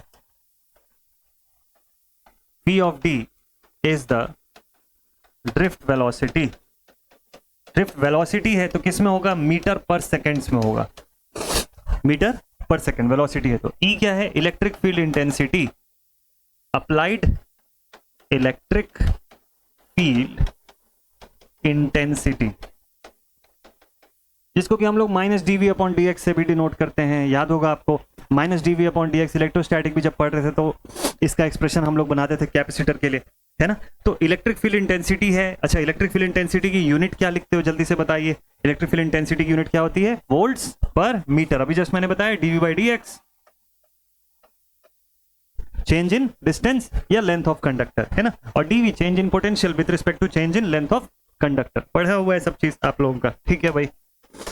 ये सारा चीज तो बेसिक इलेक्ट्रिकल में पढ़ चुके हैं हम लोग ऑलरेडी। तो म्यू का एक्सप्रेशन ये होता है। तो यूनिट क्या बनती है इसकी? देखिए, मीटर पर second divided by volts per metre. तो मीटर ऊपर चला गया, मीटर का स्क्वायर बन गया। क्या यूनिट बनी? Metre square per volt second. तो इसकी यूनिट हो गई, नेक्स्ट पेज में लिख दूं, इसकी यूनिट होती है metre square per volt second. पूछता है कभी कभार, तो इसको आप आंसर कर सकते हैं, ठीक है। मोबिलिटी की यूनिट मिल गई हमको। तो ये तो बात हो गई मोबिलिटी की। सर ड्रिफ्ट वेलोसिटी क्या होता है? ड्रिफ्ट वेलोसिटी समझते हैं, चलो जल्दी से देखते हैं drift velocity. What is drift velocity? What is drift velocity? अच्छा, ड्रिफ्ट का मतलब क्या होता है ना। ड्रिफ्ट का मतलब क्या होता है, पहले तो यही जान लेते हैं। ड्रिफ्ट का मतलब बहाव होता है, बहते जाना, किसी के इन्फ्लुएंस में बह जाना, दैट इज ड्रिफ्ट। जैसे आप लोग मोटिवेशनल वीडियो देख के बह जाते हो, इमोशनल वीडियो देख के बह जाते हो, इमोशनल हो जाते हो, पढ़ाई छोड़ देते हो, मोबाइल को देखते रहते हो, दैट इज बहाव, that is drift. You got drifted away. हम लोग बोलते हैं ना कि अरे रेन वॉज सो फास्ट या flood was so furious that we got drifted away. Drift हो गए, बह गए उसके साथ, ठीक है। इमोशनल नहीं होना है, इसीलिए आप लोगों को ड्रिफ्ट वेलोसिटी नहीं बनना है, नहीं क्रिएट करना है आपको उसमें, ठीक है। So what is the drift velocity? Drift velocity हमको बताती है कि average velocity of electron in a conductor under the influence of external electric field. मतलब लिखेंगे it is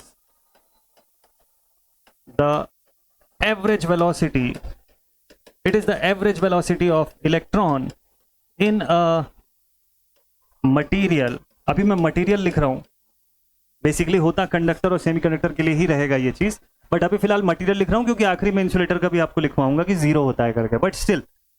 so it is the average velocity of electron in a material under the external electric field, under the external electric field. बाहरी electric field के असर से, उसके effect से किसी material के भीतर इलेक्ट्रॉन कितनी वेलोसिटी से जा रहा होगा, वो वेलोसिटी। अब बात कर रहे हैं हम लोग कि धक्का कितनी जोर से देंगे हम लोग। अभी तक बात कर रहे थे 2 फ्लोर है, एक टाइल्स, एक मिट्टी का फ्लोर है, तो कोई बंदा कितनी इजीली मूव कर सकेगा, तो हमको पता है टाइल्स वाले पे इजीली मूव कर पाएगा, ठीक है। लेकिन अब हम बोल रहे हैं कि अब हम धक्का कितनी जोर से देंगे दोनों में उसको चलाने के लिए, अब उसकी बात कर रहे हैं, ठीक है। That is our drift velocity, ठीक। ड्रिफ्ट वेलोसिटी का एक्सप्रेशन तो हम सबको याद होगा, I/N/A/E, Vd is equal to I/N/A/E, यही होता है ना ड्रिफ्ट वेलोसिटी का एक्सप्रेशन। और बाकी म्यू के फॉर्म में आप बता सकते हो। ऑल्सो इलेक्ट्रिक फील्ड के रिस्पेक्ट में अगर बताना हो तो it is given as mu into E. यही देखिए अभी जस्ट मोबिलिटी का एक्सप्रेशन जो हम लोग देखे थे उसी से बन गया ये वाला Vd is equal to mu into E, इसी से बताया मैंने अभी, ठीक है। और एवरेज के फॉर्म में एक फॉर्मूला और निकालेंगे अभी हम लोग इसका, ठीक है। ये तो ठीक है। आई क्या चीज है यहाँ पे? Applied current. चलो लिख देते हैं इसको भी, I is the current in ampere. Sir formula explain करोगे क्या? करेंगे ना, अभी तो बस मैंने बताया कि होता क्या है, इसका एक्सप्रेशन बताऊंगा मैं अभी जस्ट इसके बाद। एन क्या है? नंबर ऑफ इलेक्ट्रॉन्स, है ना, नंबर ऑफ इलेक्ट्रॉन पर यूनिट वॉल्यूम है ना, पर यूनिट वॉल्यूम यानी कि पर मीटर क्यूब के फॉर्म में है। ए क्या चीज है यहाँ पर? ए जो है कंडक्टर का क्रॉस सेक्शन एरिया है, CSA ऑफ कंडक्टर। और ई क्या है? Charge on electron, charge on electron, ठीक है। वही 1.6 10⁻⁻19 कूलम, 10⁻⁻19 कूलम, ठीक। तो ये इसका एक्सप्रेशन बनता है, ये है। और इसका यूनिट क्या बनता है, चलो इसकी यूनिट पे थोड़ी देर के बाद डिस्कशन करेंगे। इलेक्ट्रिक फील्ड के हिसाब से हमको पता है कि क्या कंडीशन है इस पे। ये इसका दूसरा फॉर्मूला, इसको भी नोट कर लीजिएगा। एग्जामिनेशन में देखना आपको ये है, एमसीक्यू जब सॉल्व कर रहे होंगे तो क्वेश्चन में डेटा कौन सा दिया हुआ है उसके हिसाब से आप इसकी वैल्यू पुट करेंगे, ठीक। अब होता क्या है, कैसे काम करता है उसको समझते हैं। देखिए हम सबको ये पता है कि किसी भी मटेरियल के भीतर कोई भी, अगर जैसे एक मेटल का एग्जांपल लेता हूं मैं, एक कंडक्टर का एग्जांपल लेता हूं। कंडक्टर के अंदर मुझको पता है कि रूम टेम्परेचर पर भी जो थर्मल एनर्जी गेन करता है इलेक्ट्रॉन, मैं कोई बाहर से इलेक्ट्रिक फील्ड ना भी लगाऊं ना तो भी उसके इलेक्ट्रॉन्स रैंडम मोशन करते रहते हैं, इलेक्ट्रॉन्स में रैंडम मोशन होता रहेगा, ठीक है, किसी भी मेटालिक कंडक्टर के भीतर। अगर इलेक्ट्रॉन्स रैंडम मोशन कर रहे हैं तो नेट थर्मल वेलोसिटी कितनी होती होगी उसकी? Right answer is 0। भाई थर्मल वेलोसिटी का नेट एवरेज कितना निकलेगा? एवरेज थर्मल वेलोसिटी 0 ही होगी ना रैंडम मोशन के केस में, एक डायरेक्शनल मोशन तो है नहीं। मतलब ये हो गया, सिंपल सा मीनिंग है इस बात का कि अगर मैं सपोज कर लीजिए इस कंडक्टर को स्टडी कर रहा हूं, मैं एक एग्जांपल के तौर पे एक कंडक्टर लेता हूं लाइक दिस। हाँ, इस कंडक्टर में इलेक्ट्रॉन्स प्रेजेंट होंगे, बिल्कुल होंगे सर। मोशन भी कर रहे होंगे, हाँ जी। डायरेक्शन कैसा होगा? रैंडम होगा sir.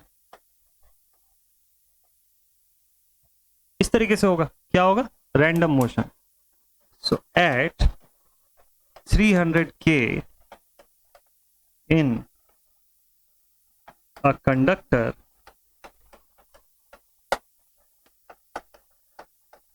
there is random motion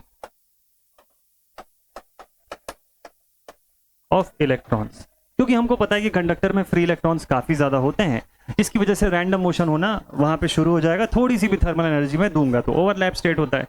ठीक है, कितने फ्री इलेक्ट्रॉन होते हैं सर? लगभग 10⁻28 free electron per metre cube होते हैं इन अ कंडक्टर। ये डेटा है, इसको याद रखिएगा, इसको हाईलाइट भी कर लीजिए। कितने होते हैं? 10⁻28 free electron per metre cube में होते हैं, per metre cube of a conductor. तो इतने अमाउंट के फ्री इलेक्ट्रॉन होते हैं। 10⁻8 लिखिए इसको, नॉट 28। हाँ, अभी ठीक।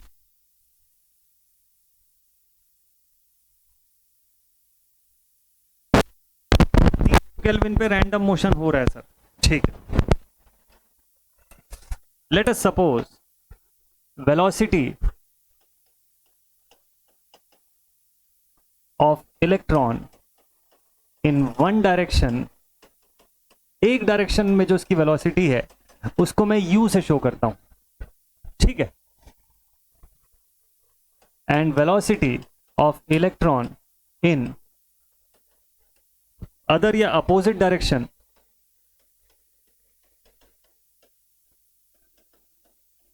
अपोजिट डायरेक्शन वाला जो है उसको मैं माइनस ऑफ u से शो करता हूं। So therefore average thermal velocity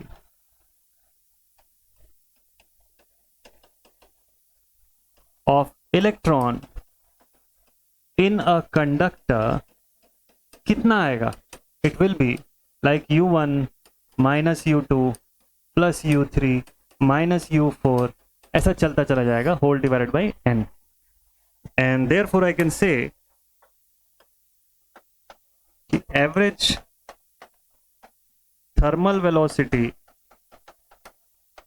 of electron is 0 in any conductor। बहुत सिंपल सा कंक्लूजन है, और ये बात BEE में भी पढ़े हुए हैं हम लोग ऑलरेडी। कंडक्टर के अंदर रैंडम मोशन अगर हो रहा है इलेक्ट्रॉन्स का तो उसकी नेट एवरेज थर्मल वेलोसिटी 0 ही रहेगी। ठीक है, आपस में एक दूसरे से स्ट्राइक करेंगे, एक दूसरे से टकराएंगे। ठीक, और उसके बाद इनका नेट वेलोसिटी 0 हो जाएगा। ठीक है भाई, कोलाइड करते चले जाएंगे, नेट वेलोसिटी 0 होगा। ये लोग जब तक एक पर्टिकुलर डायरेक्शन में एक साथ मूवमेंट नहीं करते हैं तब तक करंट नहीं मिलेगी हमको बाहर। तब तक करंट नहीं मिलेगी। तो इलेक्ट्रिक करंट तभी मिलेगी जब सिंक्रोनाइज्ड मोशन होगा, सिंक्रोनाइज्ड फॉर्म में एक डायरेक्शन में ये सब मूवमेंट शो करेंगे। ठीक है, हम लोगों को ये पता है टाइम बिटवीन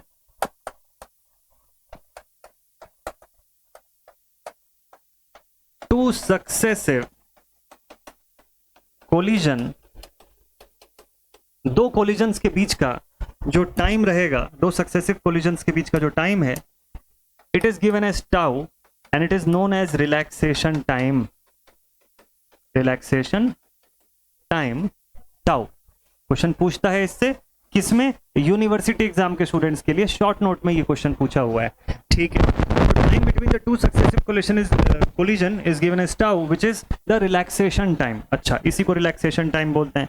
ठीक है, क्या रिलैक्सेशन टाइम का टेम्परेचर से कोई रिलेशन है? हाँ जी। Tau depends upon temperature. Tau depends upon temperature. कैसे डिपेंड करता है? Tau is actually inversely proportional to temperature. ओहो, मतलब टेम्परेचर बढ़ाओगे तो रिलैक्सेशन टाइम कम होगा। ऐसा क्यों? टेम्परेचर के बढ़ाने से इलेक्ट्रॉन्स में वाइब्रेशन होना शुरू होगा। लैटिस स्ट्रक्चर के फॉर्म में पढ़े थे हम लोग अभी जस्ट थोड़ी देर पहले। ये जो वाइब्रेशंस होंगे, चूंकि फ्री इलेक्ट्रॉन ज्यादा है, कोलिजन बढ़ेगा। कोलिजन बढ़ेगा तो क्या होगा? रिलैक्सेशन टाइम रिड्यूस हो जाएगा। रिलैक्सेशन टाइम क्या होता है? सक्सेसिव कोलिजन्स के बीच का समय होता है। दो सक्सेसिव कोलिजन के बीच का टाइम को ही रिलैक्सेशन टाइम बोलते हैं। तो अब चूंकि ज्यादा फ्रीक्वेंटली कोलिजन्स होंगे तो टाइम रिड्यूस हो जाएगा, रिलैक्सेशन टाइम। बिल्कुल सिंपल है। ठीक है, हमको पता है कि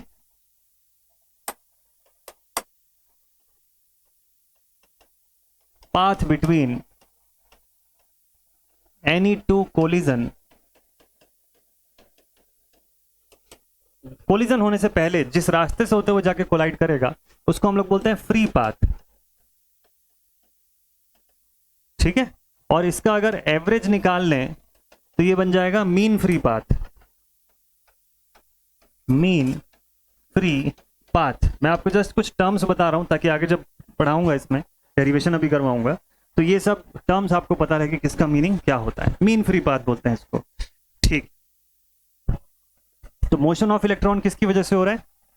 थर्मल एनर्जी जो उसने गेन किया 300 केल्विन पे आने पर, ठीक है। उससे पहले क्या हो रहा था? -273 डिग्री सेल्सियस पे क्या हो रहा था, यानी कि 0 केल्विन पे क्या हो रहा था? कोई मोशन नहीं हो रहा था, किसी भी टाइप का मोशन नहीं हो रहा था, जीरो मोशन, एब्सोल्यूट जीरो पर कोई मोशन नहीं, ठीक है। अब मान लेते हैं कि हम लोगों ने बाहर से इलेक्ट्रिक फील्ड अप्लाई किया, जिसकी इंटेंसिटी को ई से शो कर रहा हूं मैं, कैपिटल ई से। तो इलेक्ट्रॉन्स ड्रिफ्ट वेलोसिटी से ड्रिफ्टिंग करना शुरू कर देंगे। अच्छा, now if we apply the external electric field intensity E volts per metre. अच्छा, तो क्या होगा? Electrons will start drifting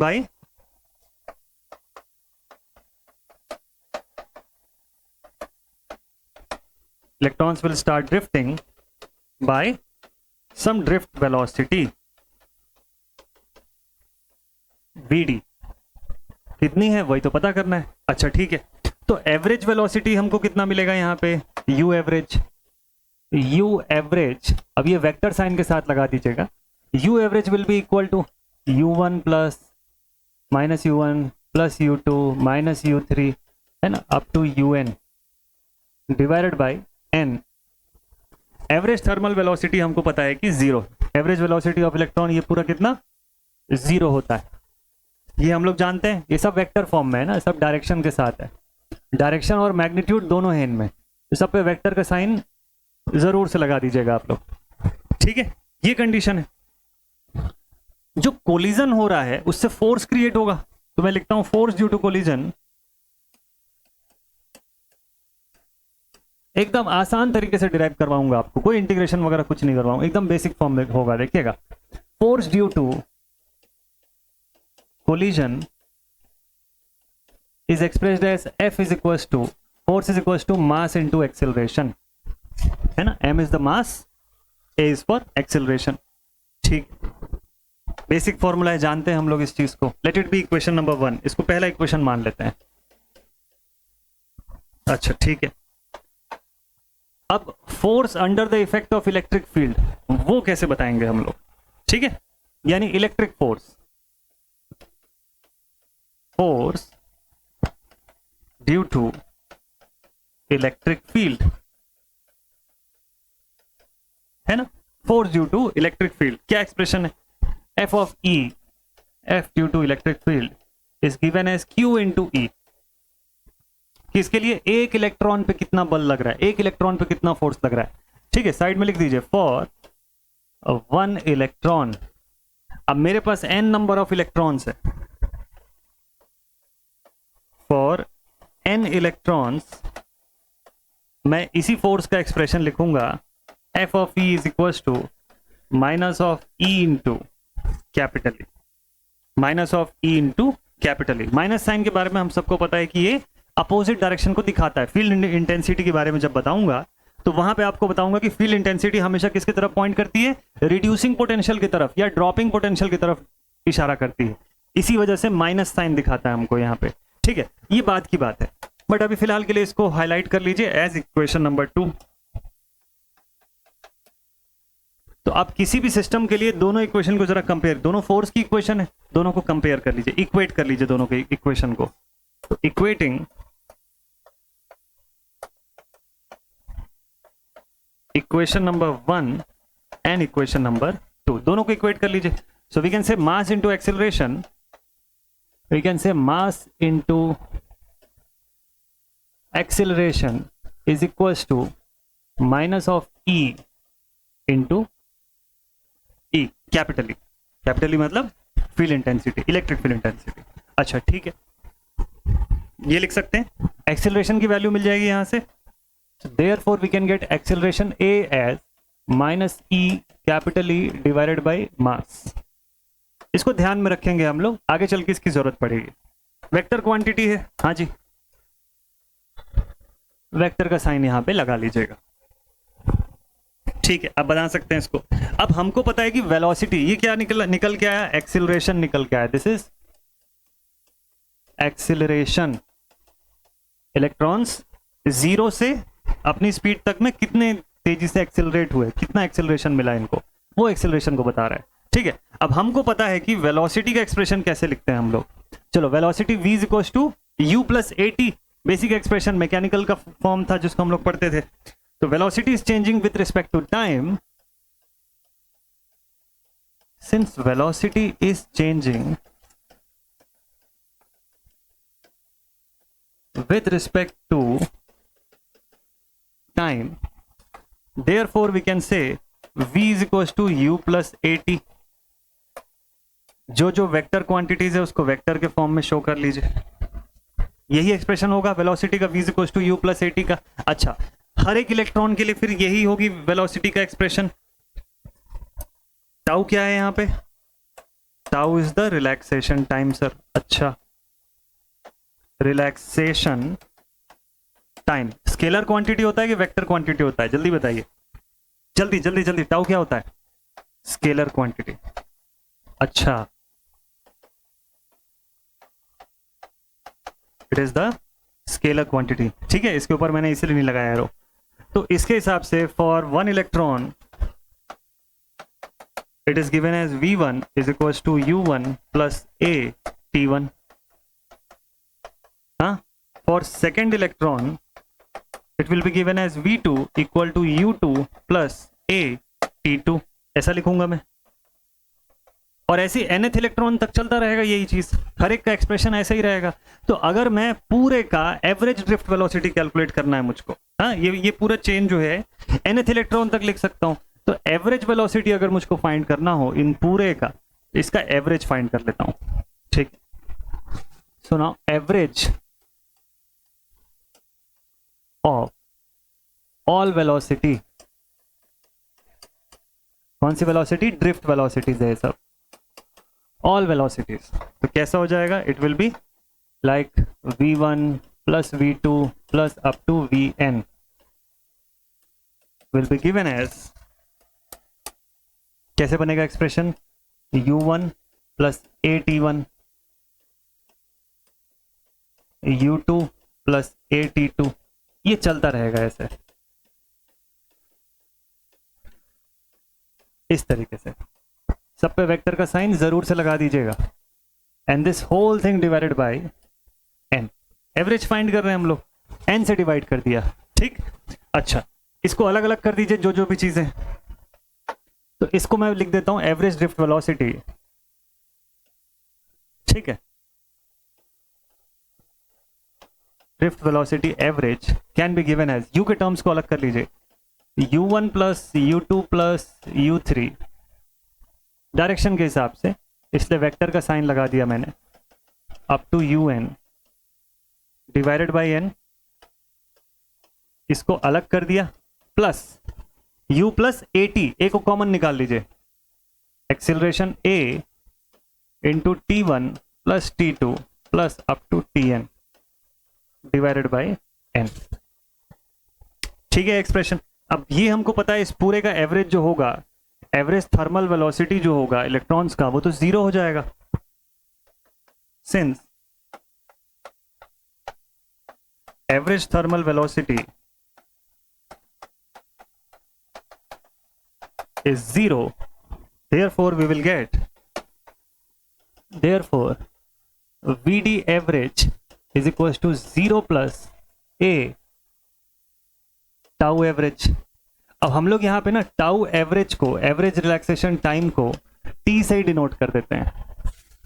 so therefore we can say Vd average is equals to acceleration multiplied with tau.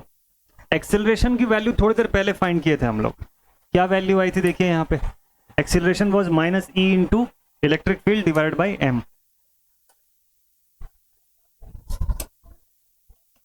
Minus E into electric field divided by M, ध्यान रखिएगा vector form में ये, into tau. This is the average drift velocity. बहुत important formula है ये भी, but ध्यान रखिएगा ये फॉर्मूला वेक्टर फॉर्म में। तो कभी कभी आपको विद डायरेक्शन ई की वैल्यू गिवन रहेगी, ड्रिफ्ट वेलोसिटी पूछा जाएगा, इस फॉर्म में आप आंसर बता सकते हैं, इस फॉर्म में भी आप डायरेक्टली आंसर बता सकते हैं। ठीक है, मैं चाहूं तो इसको अभी स्केलर फॉर्म में भी आपको चेंज करके बताऊं, हो सकता है आपको यूनिवर्सिटी में पूछे, इसका पूरा डेरिवेशन पूछ लेता है। तो this is the average drift velocity, important है ये फॉर्मूला, इसको इंपॉर्टेंट मार्क कर लीजिएगा। एवरेज ड्रिफ्ट वेलोसिटी किसी भी मटेरियल में इलेक्ट्रॉन्स का। ठीक है, अच्छा आपने बोला कि सर नेगेटिव साइन क्या कर रहा है, नेगेटिव साइन का मतलब क्या है? देखिए, नेगेटिव साइन का मतलब ये है कि इलेक्ट्रॉन्स जो ड्रिफ्ट हो रहे हैं वो अप्लाइड इलेक्ट्रिक फील्ड के उल्टे दिशा में ड्रिफ्ट हो रहे हैं, अप्लाइड फील्ड के अपोजिट डायरेक्शन में हो रहे हैं। ठीक है, ड्रिफ्ट होते चले जा रहे हैं। ये पॉइंट समझ में आया? चलिए डन। क्या इसको और इलैबोरेट कर सकते हैं क्या सर? स्केलर फॉर्म में भी ला सकते हैं कि हाँ ला सकते हो आप इसको, ई को चेंज कर लो ना आप, since E is equal to V by L, D V by D X लिख सकते हो माइनस में, या फिर v बाई एल के फॉर्म में आप इसको लिख सकते हो। ठीक है, तो v हो गया पोटेंशियल और l हो गया लेंथ ऑफ कंडक्टर, डिस्टेंस या length of conductor, v potential हो गया। तो हमारा स्केलर फॉर्म में एक्सप्रेशन आ जाएगा, drift velocity average is minus of e into V by M into L tau. ये भी है, ये भी फॉर्मूला सही है। अब ये आ गया स्केलर फॉर्म का फॉर्मूला।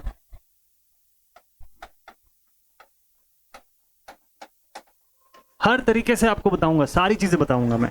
ठीक है, कुछ कुछ चीजें इंपॉर्टेंट नहीं है, जैसे ये इतना इंपॉर्टेंट नहीं है, इससे नहीं ज्यादा क्वेश्चन बनता है, इस वाले से क्वेश्चन बनता है। ठीक है, पिछला जो फॉर्मूला लिखाया था उससे क्वेश्चन बनता है, म्यू ई से फॉर्मूला से क्वेश्चन बनता है, इन सब से सवाल आया हुआ है। ठीक है, डन। चलिए, so this is drift velocity. Unit क्या होती है इसकी? इसकी यूनिट होती है मीटर पर सेकंड। वेलोसिटी है तो इसका यूनिट का खेल भी देख लीजिए, इसकी यूनिट होती है मीटर पर सेकंड। कैसे सर? चलिए देखिए, V D is equal to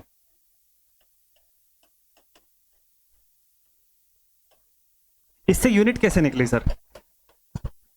देखिए इसकी यूनिट क्या कैसे बनती है यहां से, इसकी यूनिट को ऐसा समझो, coulomb into second per kg divided by kg into kg metre per square second divided by coulomb. इस फॉर्म में इसकी यूनिट बनी। ठीक, और यहां से जितना चीज कैंसिल आउट हो रहा है, केजी कूलम सेकेंड रिप्लेस कर दो, मीटर पर सेकेंड बन गया इसका फाइनल यूनिट। ऐसा कैसे हुआ सर? इसको कन्वर्ट करिए ना। देखिए जो जो भी पोर्शन है इसको पहले कन्वर्ट करते जाइए। आप वोल्टेज को कन्वर्ट करिए पहले। वोल्टेज हमको पता है 1 वोल्ट इज इक्वल टू,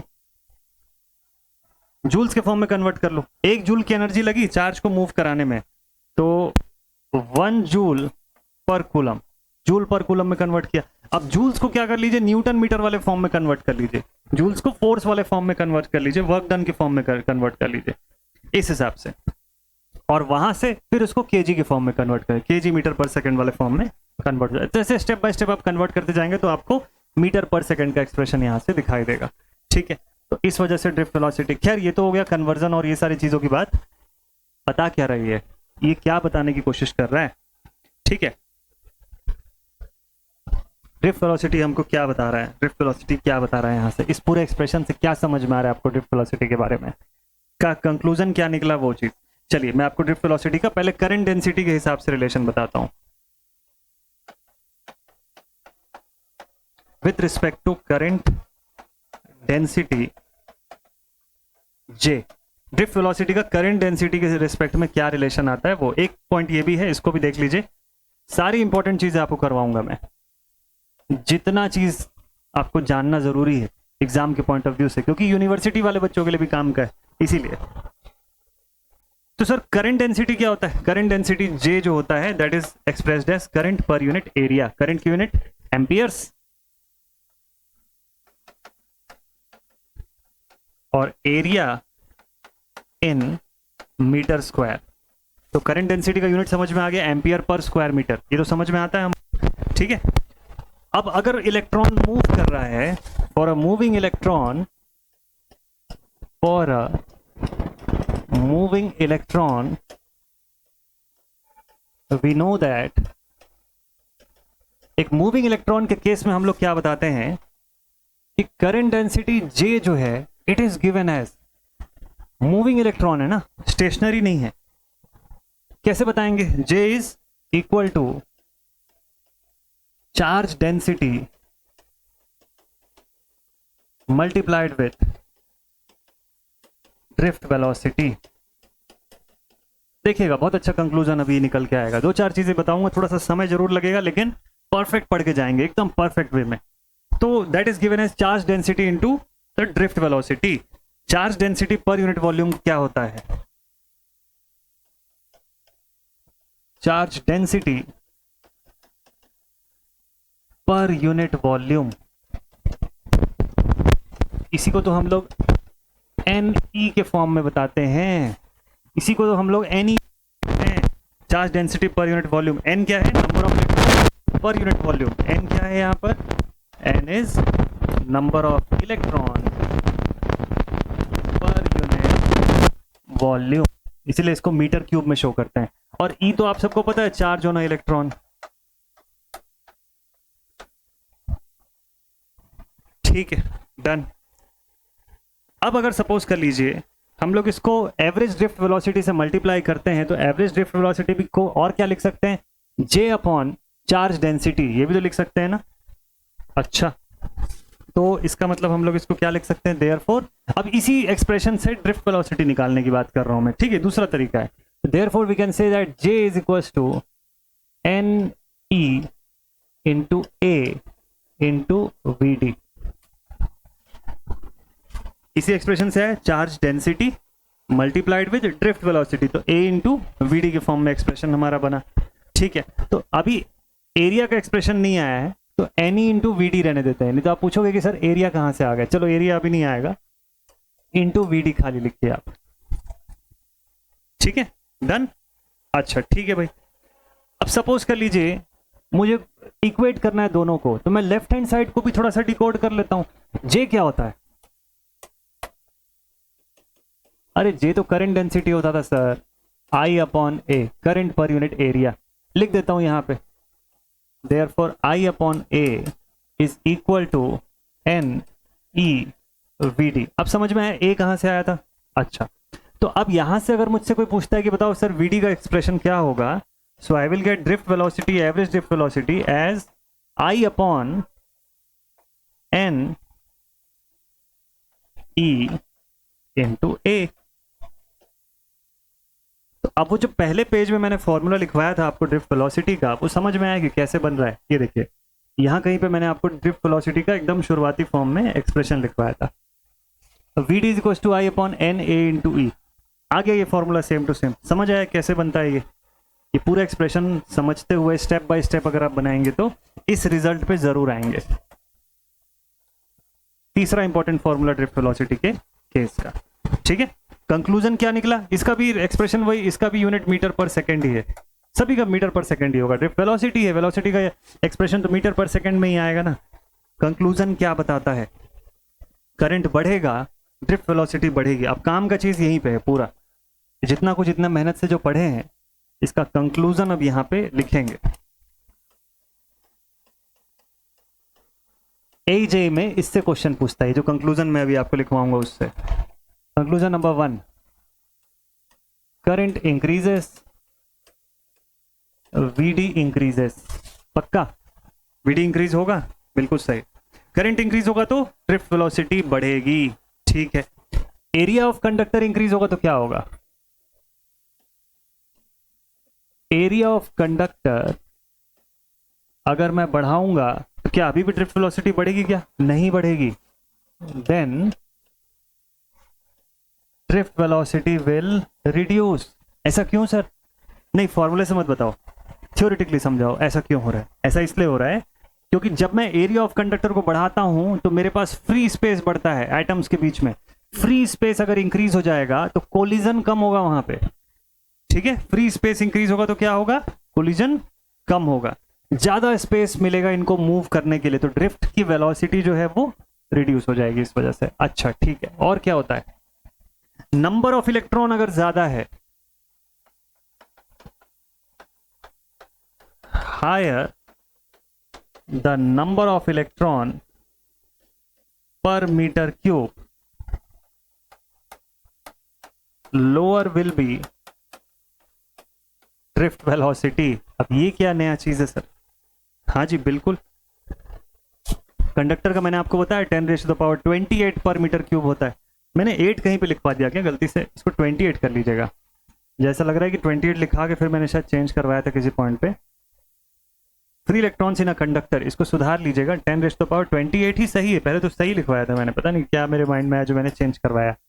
हाँ जी, तो ध्यान से सुनिए, लास्ट वाला पॉइंट बहुत काम का है। बोलता है higher the number of electrons per metre cube. Per metre cube of a material में जितने ज्यादा कंसंट्रेशन ऑफ इलेक्ट्रॉन होगा उतनी ही कम उसकी ड्रिफ्ट वेलोसिटी होगी। फॉर्मूले में भी दिख रहा है चीज। तो कंडक्टर, सेमी कंडक्टर और इंसुलेटर में सबसे ज्यादा किस में होता है फ्री इलेक्ट्रॉन? कंडक्टर में ही तो होता है। तो इसका मतलब सर आप ये बोलना चाह रहे हो कि कंडक्टर का ड्रिफ्ट वेलोसिटी सबसे कम होता है? यही बात तो है। तो यही तो सबसे इंपॉर्टेंट बात है यहाँ पे कि हाँ ये सही है, कंडक्टर का ड्रिफ्ट वेलोसिटी ही सबसे लोएस्ट होता है। ये तो मजाक हो गया। हम लोग तो जानते थे कि कंडक्टर ही सबसे फास्ट कंडक्ट करता है, तो ड्रिफ्ट वेलोसिटी सबसे लोएस्ट कैसे? That is why we say कि VD of conductor is very much less as compare to VD of semiconductor. बहुत इंपॉर्टेंट कंक्लूजन है ये। अब कंक्लूजन में ही पूरी कहानी रहती है। जितना अच्छा कंक्लूजन होगा उतने अच्छे से क्वेश्चन आप वहां बना पाओगे। हाँ, ये बिल्कुल सही बात है कि कंडक्टर की ड्रिफ्ट वेलोसिटी सबसे कम होती है, लेकिन फिर भी आपके माइंड में क्वेश्चन होगा कि सर उसके बावजूद जैसे ही हम बटन दबाते हैं बल्ब तुरंत क्यों जल जाता है? वैसे अगर देखा जाए तो कॉपर की ड्रिफ्ट वेलोसिटी अगर मैं निकाल के बताऊं तो 0.00003 के आसपास, 0.003 के आसपास कुछ की आएगी मीटर पर सेकेंड में। इसका मतलब 3 कॉपर का मैं एक एग्जाम्पल बता रहा हूं आपको।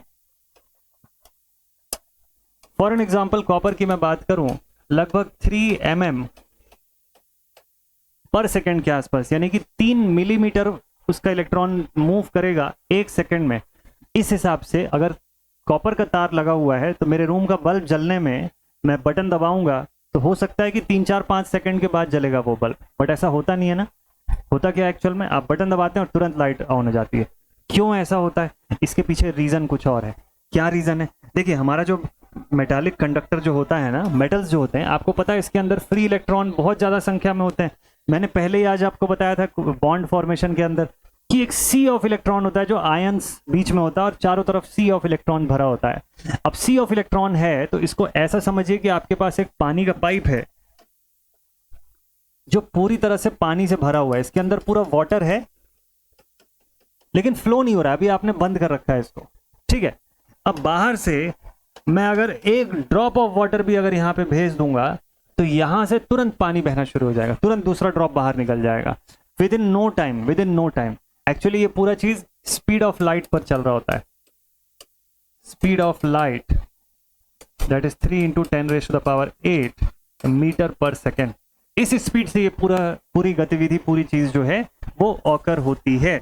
इसी वजह से क्या होता है कि हमको इलेक्ट्रिसिटी के बारे में ये चीज पता है ना कि इलेक्ट्रिसिटी लाइट के फ्लो पे ट्रेवल करती है, मतलब लाइट के फ्लो की स्पीड से चलती है। यही रीजन है कि चूंकि कंडक्टर के केस में ये पूरा टाइटली पैक स्ट्रक्चर होता है with the electron, free electron भरे होते हैं इसमें पूरी तरह से। 10⁻28 free electron per metre cube होते हैं। तो आप समझ सकते हैं कि अगर मैं यहाँ पे एक भी इलेक्ट्रॉन इंजेक्ट करता हूं तो वहां से मुझे तुरंत के तुरंत इलेक्ट्रॉन मिलेगा इन नो टाइम। हालांकि इस कंडक्टर के अंदर की ड्रिफ्ट वेलोसिटी सबसे पुअर होती है, बहुत कम होती है as compare to semiconductor, लेकिन स्टिल ये मैनेज कर लेता है कि तुरंत ही मुझको आउटपुट जो है वो प्रोवाइड कर सकता है। क्यों? क्योंकि प्रोपोगेशन ऑफ चार्ज जो है वो इसके अंदर बढ़िया होता है, ठीक है। प्रोपोगेशन ऑफ चार्ज जो है उसकी वजह से ये चीज पॉसिबल हो पाता है, ठीक है, ठीक है, ठीक है। इंसुलेटर का वीडी बता दो सर। इंसुलेटर का वीडी 0 होता है यार। ड्रिफ्ट वेलोसिटी ऑफ इंसुलेटर जो होता है,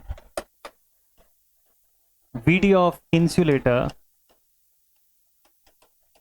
इज 0, कोई ड्रिफ्ट वेलोसिटी नहीं। इंसुलेटर्स में कहां की ड्रिफ्ट वेलोसिटी, क्योंकि फ्री इलेक्ट्रॉन्स ही नहीं है तो ड्रिफ्ट वेलोसिटी कैसे मिलेगा आपको? कंपैरिजन कर लें बढ़िया सा। चलो एक कंपेयर करते हैं। लास्ट समय भले लगा बट आखिरी में देखिए एक बढ़िया कंक्लूजन निकल के आएगा। कंपैरिजन, ये comparison as a short note अपने कॉपी में लिख लीजिएगा, काम का है। मटेरियल वाइज कंपेयर करते हैं, mobility, drift velocity, free electrons, है ना, सभी की बात करेंगे। तो देखते हैं सबसे पहले मटेरियल, कौन सा मटेरियल है, ठीक है, उसकी कैरियर डेंसिटी कैसी है, उसकी मोबिलिटी कैसी है और उसकी ड्रिफ्ट वेलोसिटी कैसी है। ये पूरे का कंपैरिजन बताता हूं मैं आपको। बहुत बढ़िया से एक समरी क्रिएट होगा आज, अभी जितना भी कुछ हम लोग पढ़े इस पूरे को समराइज कर देगा ये चीज, और एग्जाम के हिसाब से डेटा बेस्ड चीजें आपके पास प्रिपेयर होने वाली हैं। सबकी यूनिट आप सबको पता है ना। तो देखिए मटेरियल की बात करेंगे हम लोग, कैरियर डेंसिटी अगर है तो पर मीटर क्यूब में है ये, ठीक है। मोबिलिटी के बारे में हम लोग क्या जानते हैं, मोबिलिटी का expression drift velocity with respect to electric field जो हम लोगों ने अप्लाई किया, तो it is metre square per volt second, ऐसा एक्सप्रेस होता है मोबिलिटी म्यू, और drift velocity metre per second, ठीक है। चलिए मटेरियल वाइज शुरू करते हैं। सबसे पहले बात करते हैं कंडक्टर का। एग्जाम्पल के तौर पे कॉपर को एज ए एग्जाम्पल लेता हूं, ठीक है। एग्जाम्पल में कॉपर का एग्जाम्पल है। कैरियर डेंसिटी कैसा है इसके अंदर, बहुत हैवी ह्यूज कैरियर डेंसिटी, 10⁻28 पर मीटर क्यूब। तो मोबिलिटी कैसी इसकी मिल रही है, मोबिलिटी जो है इसकी हाई है कि लो है, इसकी मोबिलिटी लो है, 10⁻³ के रेंज की मोबिलिटी है इसकी। कितनी है, 10⁻³ की, ठीक है। और ड्रिफ्ट वेलोसिटी कैसी है सर, ड्रिफ्ट वेलोसिटी तो वेरी लो है, 10⁻⁴ मीटर पर सेकेंड, इतनी कम है इसकी ड्रिफ्ट वेलोसिटी, इस रेंज में जाती, समझ गए। इसका मोबिलिटी भी इतना कम है, फिर भी लाइट की स्पीड से इलेक्ट्रिसिटी मिलती है जस्ट बिकॉज कि वो उसका स्ट्रक्चर इलेक्ट्रॉन के सी से भरा होता है। चलिए नेक्स्ट, अगला पॉइंट, कंडक्टर लिख लिए ना, सेमी कंडक्टर का देखते हैं नेक्स्ट।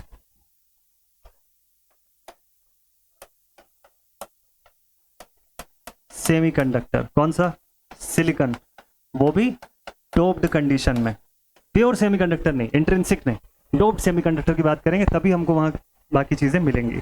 इसमें कैसा होता है, इसमें स्पेस होता है एक्चुअल में 10⁻16 से 10⁻27 के आसपास होता है, 16 से 27 तक जाता है, एक्चुअल में 21 ही रहता है मैक्स, 27 तो नहीं होता है किसी का, 21 ही होता है per metre cube.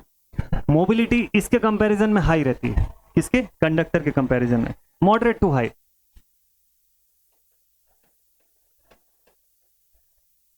Moderate to high, यानी कि 0.05 से 0.10 तक होती है इसकी मोबिलिटी, 0.05। सेमीकंडक्टर का केस बता रहा हूं, डोप्ड कंडीशन, ठीक है। और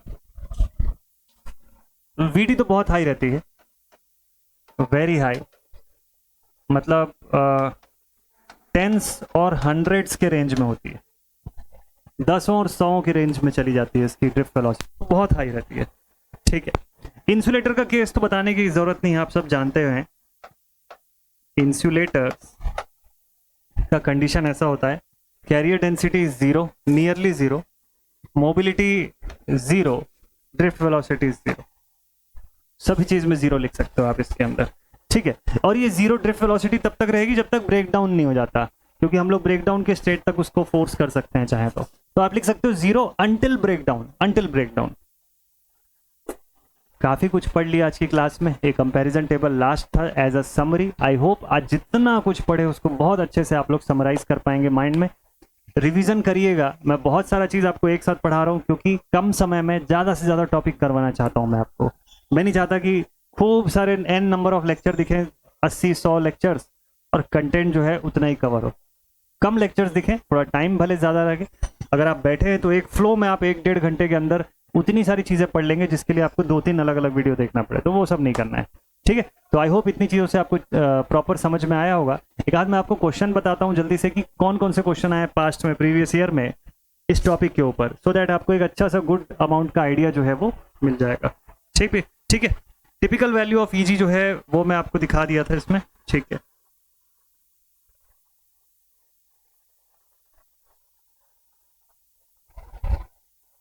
ये टिपिकल वैल्यू ऑफ ईजी। अब बात करते हैं सीधे क्वेश्चंस की। क्या इस टॉपिक के ऊपर कोई क्वेश्चन आया है क्या? हाँ जी, ये रहा क्वेश्चन। देखिए पहला क्वेश्चन है SJVNL Satluj Jal Vidyut Nigam limited junior field engineer का क्वेश्चन है, इलेक्ट्रिकल 2018।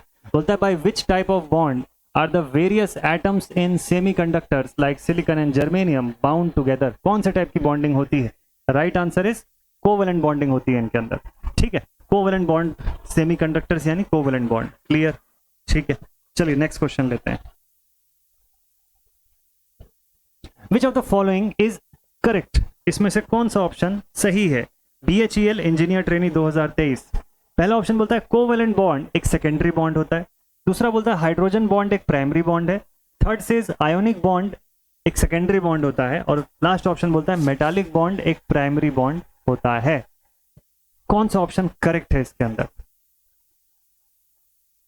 देखो मेटालिक बॉन्ड्स को हम लोग प्राइमरी एंड सेकेंडरी के फॉर्म में क्लासिफाई करते हैं। प्राइमरी मतलब स्ट्रॉन्ग बॉन्डिंग है, समझ लो, ठीक है। प्राइमरी मतलब स्ट्रॉन्ग बॉन्ड्स जिसके अंदर डीलोकलाइज्ड इलेक्ट्रॉन होते हैं। प्राइमरी का मतलब क्या हो गया?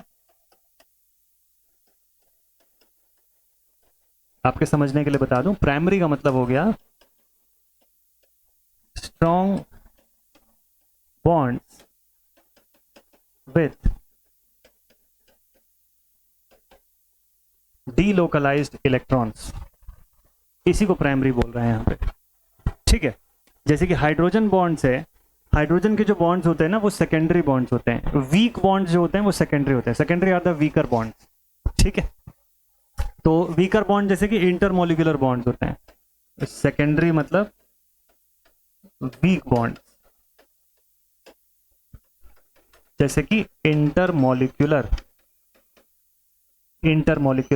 बॉन्ड्स, ठीक है ना। समझ जाएंगे इससे डिफरेंस। हाँ जी, तो इसके इस क्वेश्चन के अंदर का राइट आंसर कौन सा है? देखिए मेटालिक बॉन्ड एक प्राइमरी बॉन्ड होता है।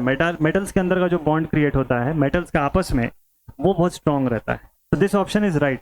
डी ऑप्शन जो है metallic is a primary, this option is right. Ionic bond को सेकेंडरी बोल रहा है, आयोनिक भी स्ट्रॉन्ग रहता है। हाइड्रोजन बॉन्ड वीक रहता है, बल्कि ये वाला ऑप्शन भी गलत है। हाइड्रोजन बॉन्ड ना एक वीकर बॉन्ड रहता है, सेकेंडरी बॉन्ड होता है, तो प्राइमरी लिखा है, this is wrong. Covalent bond secondary नहीं होता, कोवेलेंट बॉन्ड स्ट्रॉन्ग होता है, ठीक। तो ये सारे ऑप्शन गलत है, only D option is right. BHEL engineer trainee 2023 के पेपर का क्वेश्चन। चलिए एक क्वेश्चन और बनाते हैं।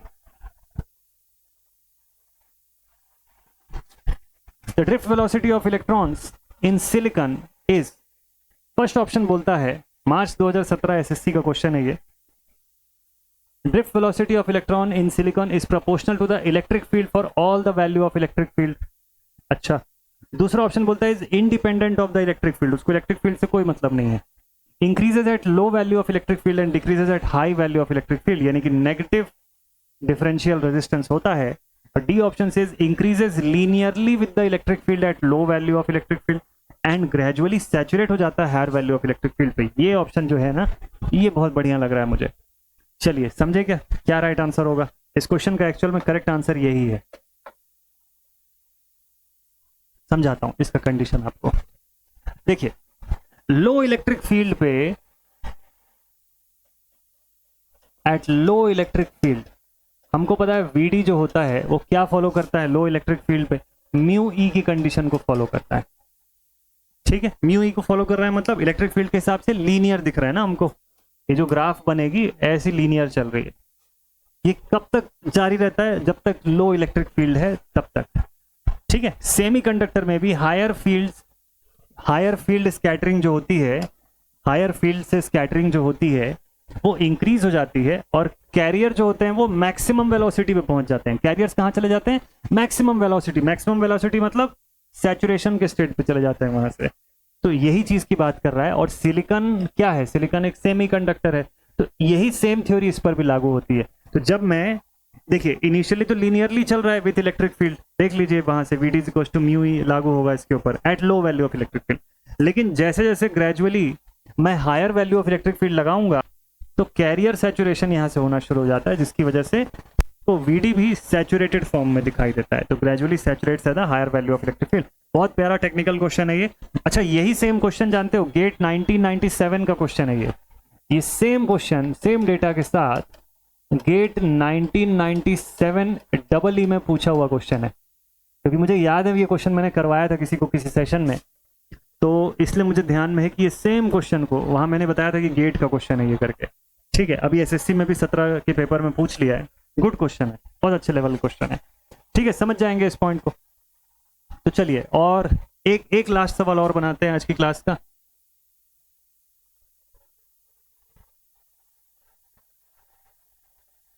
चलो फोर्थ क्वेश्चन एक और आया। ठीक है, देखते हैं क्या बोलता है। केसीईटी फिजिक्स 2023 का क्वेश्चन है।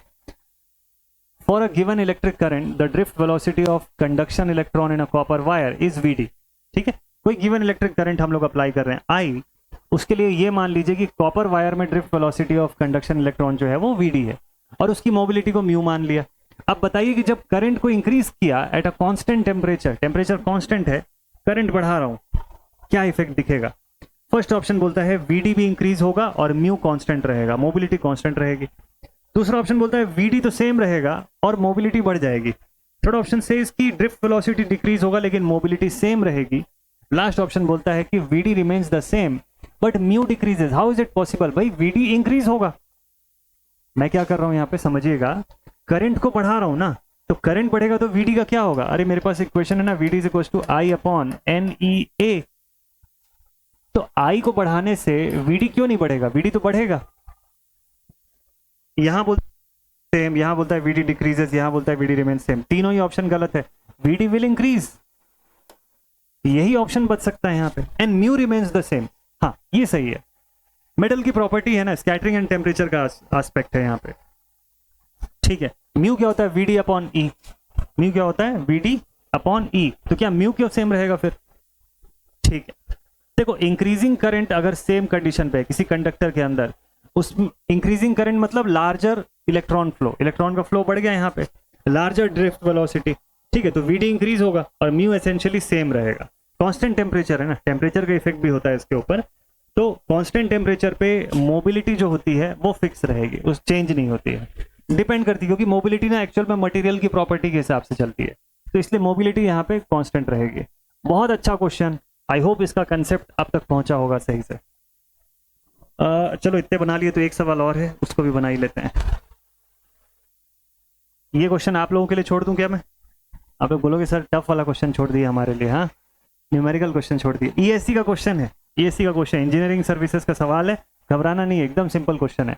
If the drift velocity of holes under a field gradient of 200 volt per metre, 200 volt per metre field gradient बता दिया आपको, इज 100 मीटर पर सेकंड। देखो क्या क्या दिया हुआ है समझिएगा, आपको यहाँ से मीटर पर सेकंड मतलब वीडी की वैल्यू दिया कितना, 100 मीटर पर सेकंड। अच्छा, फील्ड ग्रेडियंट आपको कितना दे दिया, volt per metre, that is 200। Okay, and mobility in SI unit पूछ लिया, मोबिलिटी म्यू जो है वो कितना होगा? अरे यही तो, इतना ही तो पूछा है, इतना ही तो पूछा है आपसे। अब बताओ बन नहीं जाएगा? मोबिलिटी का फॉर्मूला हम सब जानते हैं ना, mu is equals to VD into E. VD क्या है? 100 मीटर पर सेकेंड, ई कितना है? 200 है, म्यू का एक्सप्रेशन निकल जाएगा। उल्टा लिख दिया क्या मैंने? Mu is equals to V d upon E होता है ना V d upon E, mobility, V d electron, ठीक है, V d divided by electric field. ठीक है, हाँ V d is equal to mu E लिखते हैं, तो हाँ ठीक है ठीक है ठीक है,